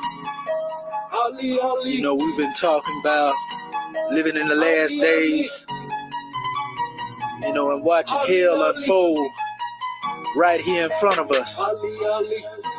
You know, but when the truth is on the manifest, falsehood must flee, you feel me? Brothers, we living in hell, can you tell? Just take a look around. Trumpets blown, but then we hear the sound. I guess we still waiting. It's heaven visited, witness my word. Let's free our souls from this penalty. Brothers, we living in hell, can you tell? Just take a look around. Trumpets blown, but then we hear the sound. I guess we still waiting. It's heaven visited, witness my word. Let's free our souls from this penalty. I see no future as an adolescent. My head was solid and steel, so my mother was stressing. Cursed with this blessing on September the 27th. I was convicted from the boom as a young felon. Daily rebelling, see my only father was my crew. A group of thoroughbreds, a few dead, but they was true. And I thank the Lord for pulling me through. Despite the madness, I'm never neglecting the youth. And sleeping masses, we bleed from a single wound. So why not heal together? Cause in the meantime, it's getting better. But see, this game won't last forever. I seen a change in the policies. So pay attention to my prophecies. And please, let's give the babies a chance to grow and breathe. Empathy flows, we can feed more. Believe, when will we ever learn to love ourselves and see that hell is a cell filled with black brothers, we living in hell, can you tell? Just take a look around. Trumpets blown, but then we hear the sound. I guess we still waiting. It's heaven visited, witness my word. Let's free our souls from this penalty. Brothers, we living in hell, can you tell? Just take a look around. Trumpets blown, but then we hear the sound. I guess we still waiting. It's heaven visited, witness my word. Let's free our souls from this penalty. The greatest wars within, being we all sin. But then and again, let's check them foes we consider friends. Cause like casino, they flip when the issue is chips. But rather than slip, I be secure, so I'm fully equipped. And this a trip is right or wrong, we'll be labor failures. Let's congregate in commemoration, respect your elders. Maybe this life will be the one to bring your Savior's day. If you consider this hour to flee, I'll lead the way. Knowing this world is crooked, why do we deviate? Missing the mark by miles because of arrogance and self-hate. But I guess we see it in our own time. See, nothing profits a man lacking his own mind. It's a terrible thing to waste, brothers. We need power. Our resurrection is rising above the ways of haters and cowards. See, the beast devoured the lost sheep, roaming alone. So it's a must that we protect our own. Brothers, we living in hell, can you tell? Just take a look around. Trumpets blown, but then we hear the sound. I guess we still waiting. It's heaven visited, witness my word. Let's free our souls from this penalty. Brothers, we living in hell, can you tell? Just take a look around. Trumpets blown, but then we hear the sound. I guess we still waiting. It's heaven visited, witness my word. Let's free our souls from this penalty.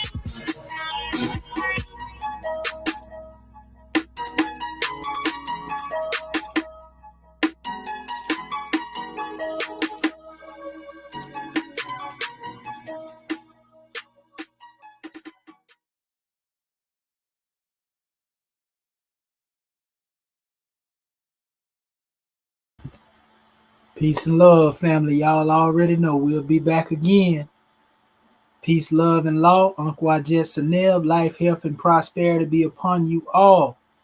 Shemotepu, peace of the ancestors I offer you. Shalom, Shabbat, Elahayim. Y'all already know it, man.